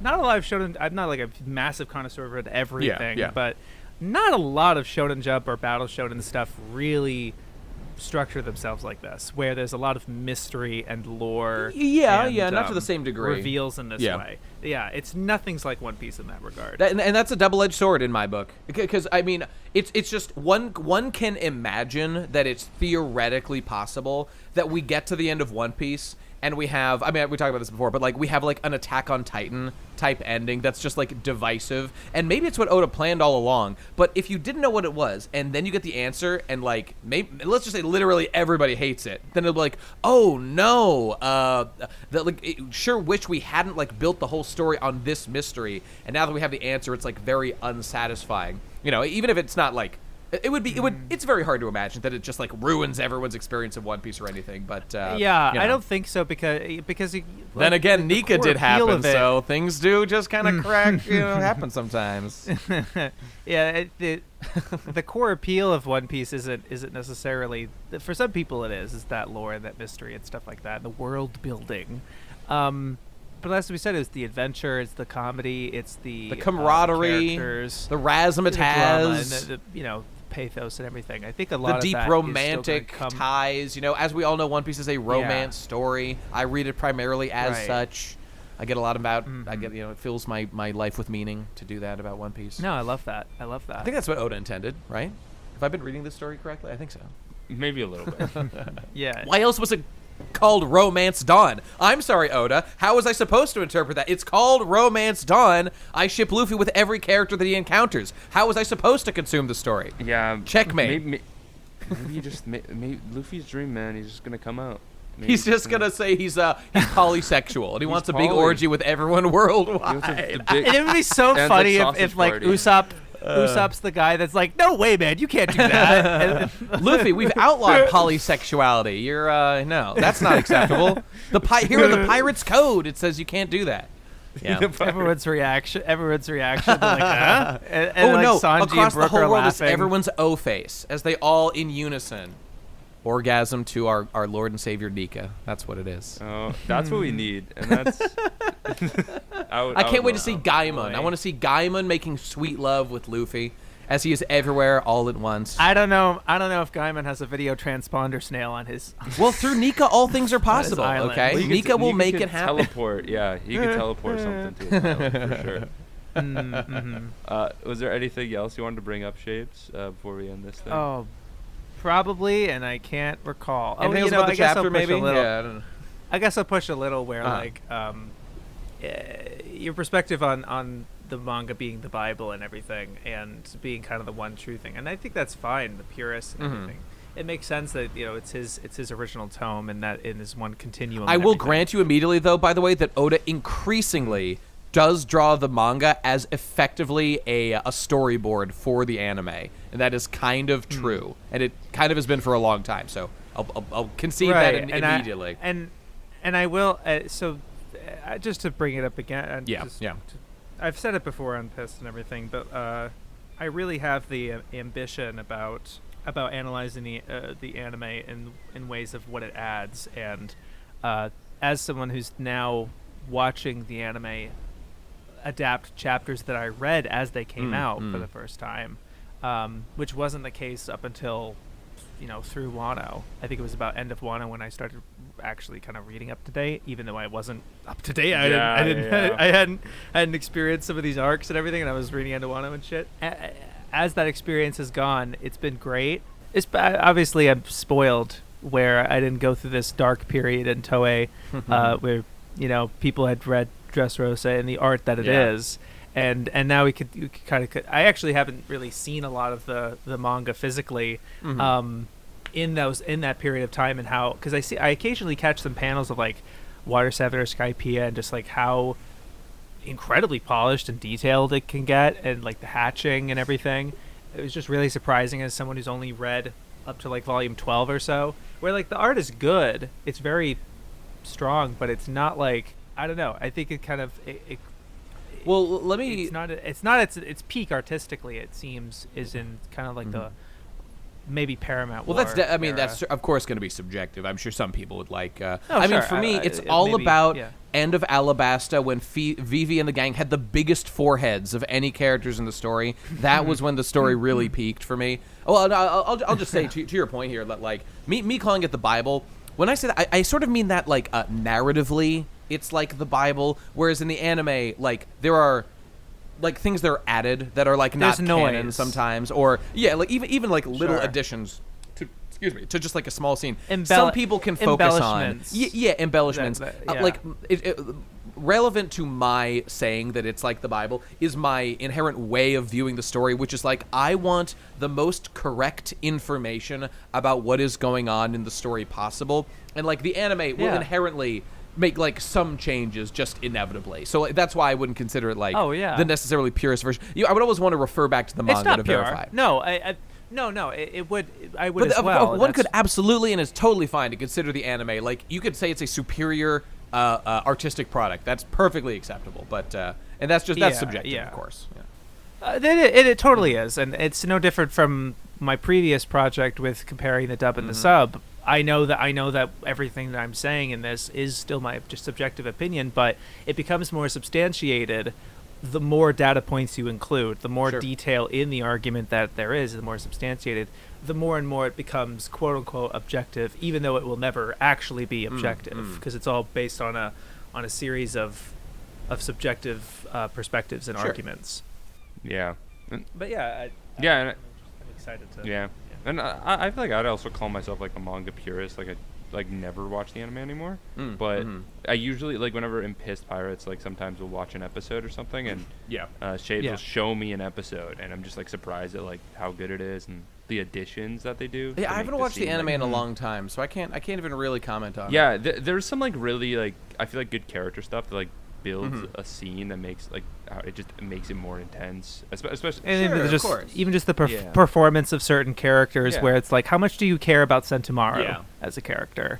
There's certain things where it's like I don't have that much attachment to him, but the way that he interacts or performs or has this particular moment, the way the anime gives him this attention, it's like, oh, it feels like he does actually matter, even in the grand scheme of things. In the original. He doesn't. It's like he only goes so far. He only has so much. That's true. And now, of course, we must also add that there are some negatives, because the One Piece anime famously has a bit of a pacing issue that projects like One Piece exist to enhance. To right, but One Piece, pretty notoriously, because they have this agenda of it must only be canon, it must only be what's in the manga, and being strict like that. So they are cutting all of that value out. Pretty much. So you're pretty much making a worse experience, I think. Well, that's like why watch the anime at that point when, because I make this argument in my dub sub video where an adaptation as dubs are an adaptation or an anime is an adaptation. If you're going to be one for one, why make it at all? the benefit of an adaptation is the benefit isn't of that hindsight. kind of ignoring some of the inherent differences between something like a manga and an anime? Because of course everyone can see that there are inherent, the big sake musical moment is obviously superior in the anime than in the manga because it actually has music, and that alone could justify watching at least that episode of the anime. Yeah, and honestly, like I wouldn't even focus so much on like this has color or this has voice acting, this has XYZ that the manga clearly doesn't have. That's not really that's not really fair, right? Because they're two different, and one has one or the other. So I think you would be wanting to focus purely on the story content of what is it adding, what is it changing differently. Like the example that the two examples really that I think are the reason I would want to do this for the entire series, which is a stupid, daunting, ludicrous task, is just I was so flabbergasted to find out that Zeph eats his leg in the manga rather than the anime just losing his leg from saving Sanji, and then he doesn't eat anything. I find that to be a much stronger choice. Way better in the manga, yeah. No, I find it stronger in the anime. What? Why? Oh, yeah. Yeah. He ate his leg, so he did eat something. Whereas the anime, he lost his leg, and he still gave all of his food to Sanji. So he lost his leg. You know what? I can't even process this. That's fine. Eat anything. Right. I don't know. It's just things like that. Or you can certainly have an opinion. Or the walk to Arlong, the walk to Arlong Park moment. I was seeing when the remake was coming. I mentioned this on the podcast. I'm sorry for repeating ourselves, but like. People were like, "Oh boy, I can't wait for this to happen in the Wit Piece remake," and it's a scene that Toei added. Ah, right, right, fascinating. Nah, you don't understand. Oh, finally they'll make a good version of this story. Looking forward to that. Right, and you're like, "Hey, yeah." That is very funny. It's and you know they're gonna keep that because everybody loves the walk to Arlong Park. There is no chance that they won't include that. I don't know. How many episodes is it going to be? Okay, that's a relevant How much factor. Are they trying to adapt? That's a good point. It's probably going to be no different from I was going to ask. The constraint. Did they have that in the live action show? Did they have didn't. that? No, they did not. Oh, okay, so they were just like stuck to the manga version of it, I guess. No, they were very. No, they were very different. Okay, never mind.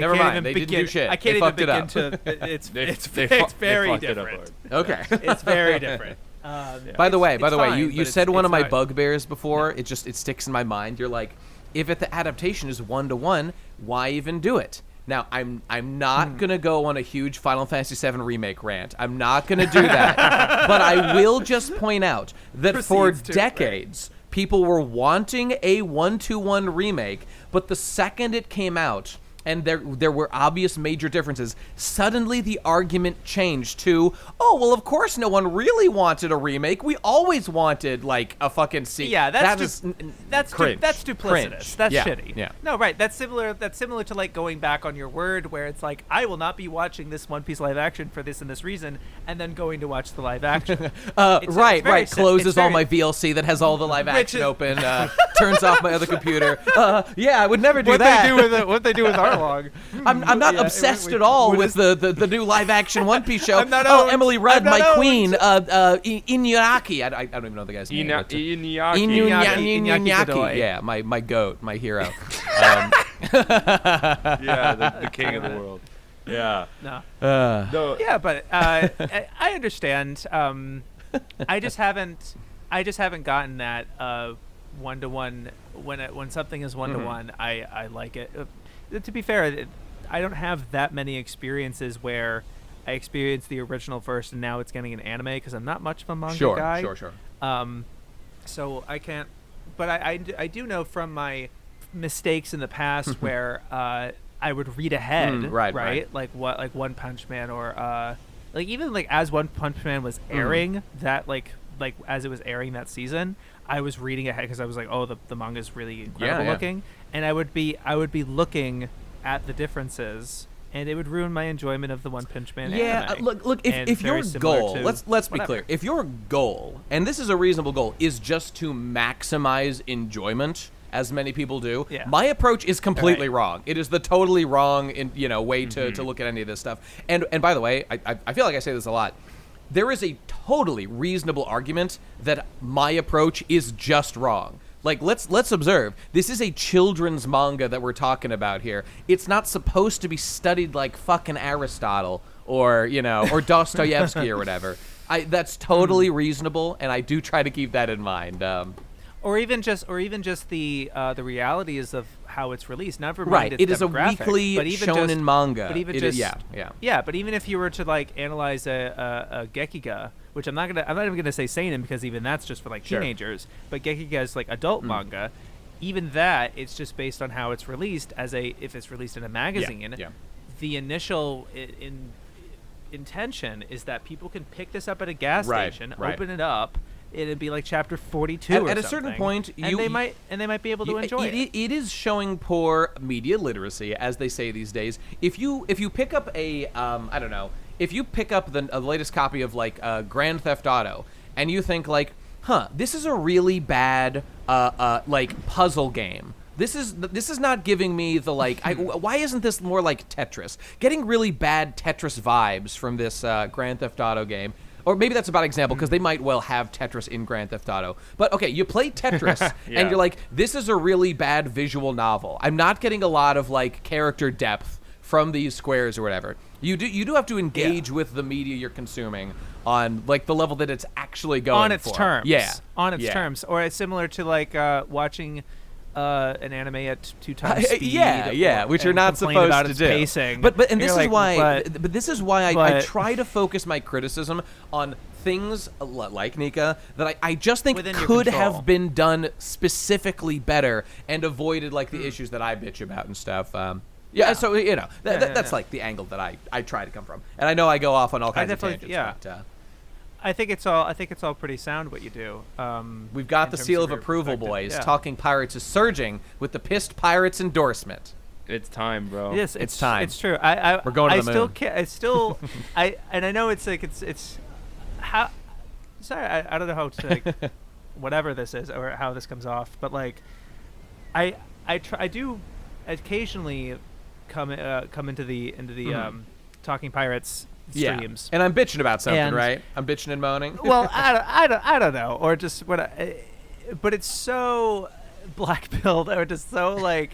But I guess my question is, it's like, I don't know. How performative do you suppose you are in those? I mean, honestly, very performative. But I don't want to use that as like a deflection of everything I'm saying.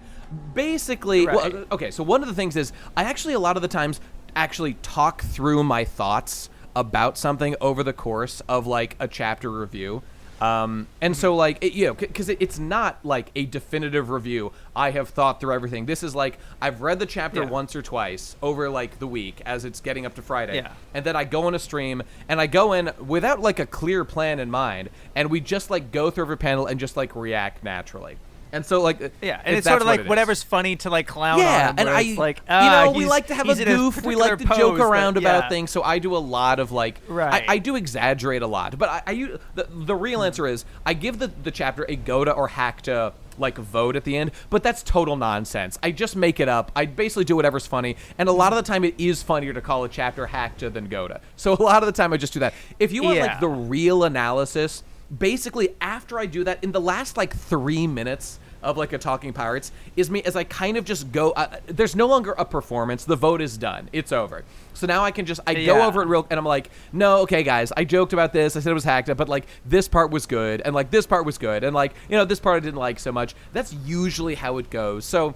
To the casual listener coming in and hearing me like going on bitching about something, like I may well have that opinion, totally skewering it, and I might even be wrong about and something. Your audience loves that too. I suppose. Like they're there for that. The curmudgeonly fuckos that we are. Yes, many of us, many people come for that. Yeah. And by the way, I don't take that as like a symbol of pride, particularly that I'm the guy that people come to hear bitch about One Piece. It is what it is, I understand that that's the role that I've found myself in, but I don't know. It's I still do like One Piece a lot, despite what I say, and honestly, it's not even a question really of like or dislike. I do like it. I have fun reading it, but it's been baked into my soul there's no chance that I like won't be reading One Piece in like 5 years. Yeah. It is part of me. I am part of One Piece, and it's a formative medium. Yeah. And for you. In the same way it feels with like Final Fantasy VII. That's correct. And One Piece is odd in that it's like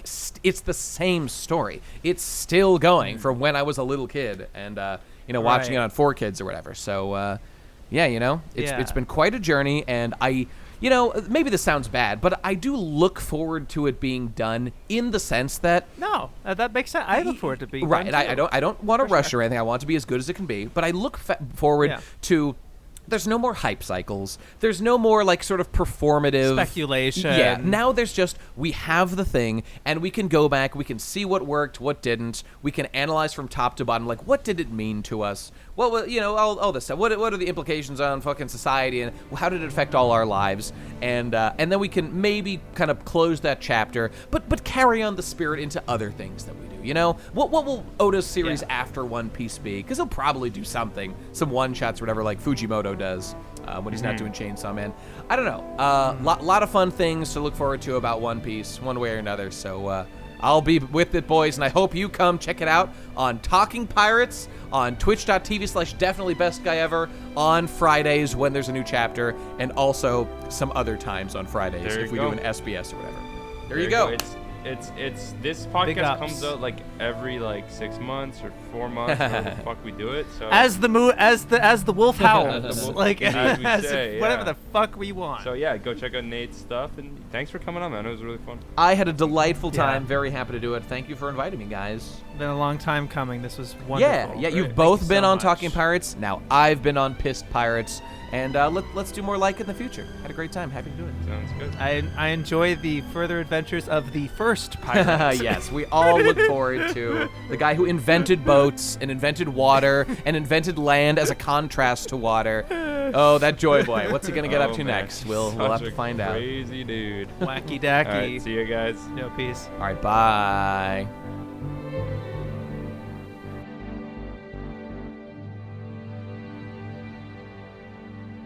Should I do a clap or anything? I guess we don't do that to sync at the end. All right.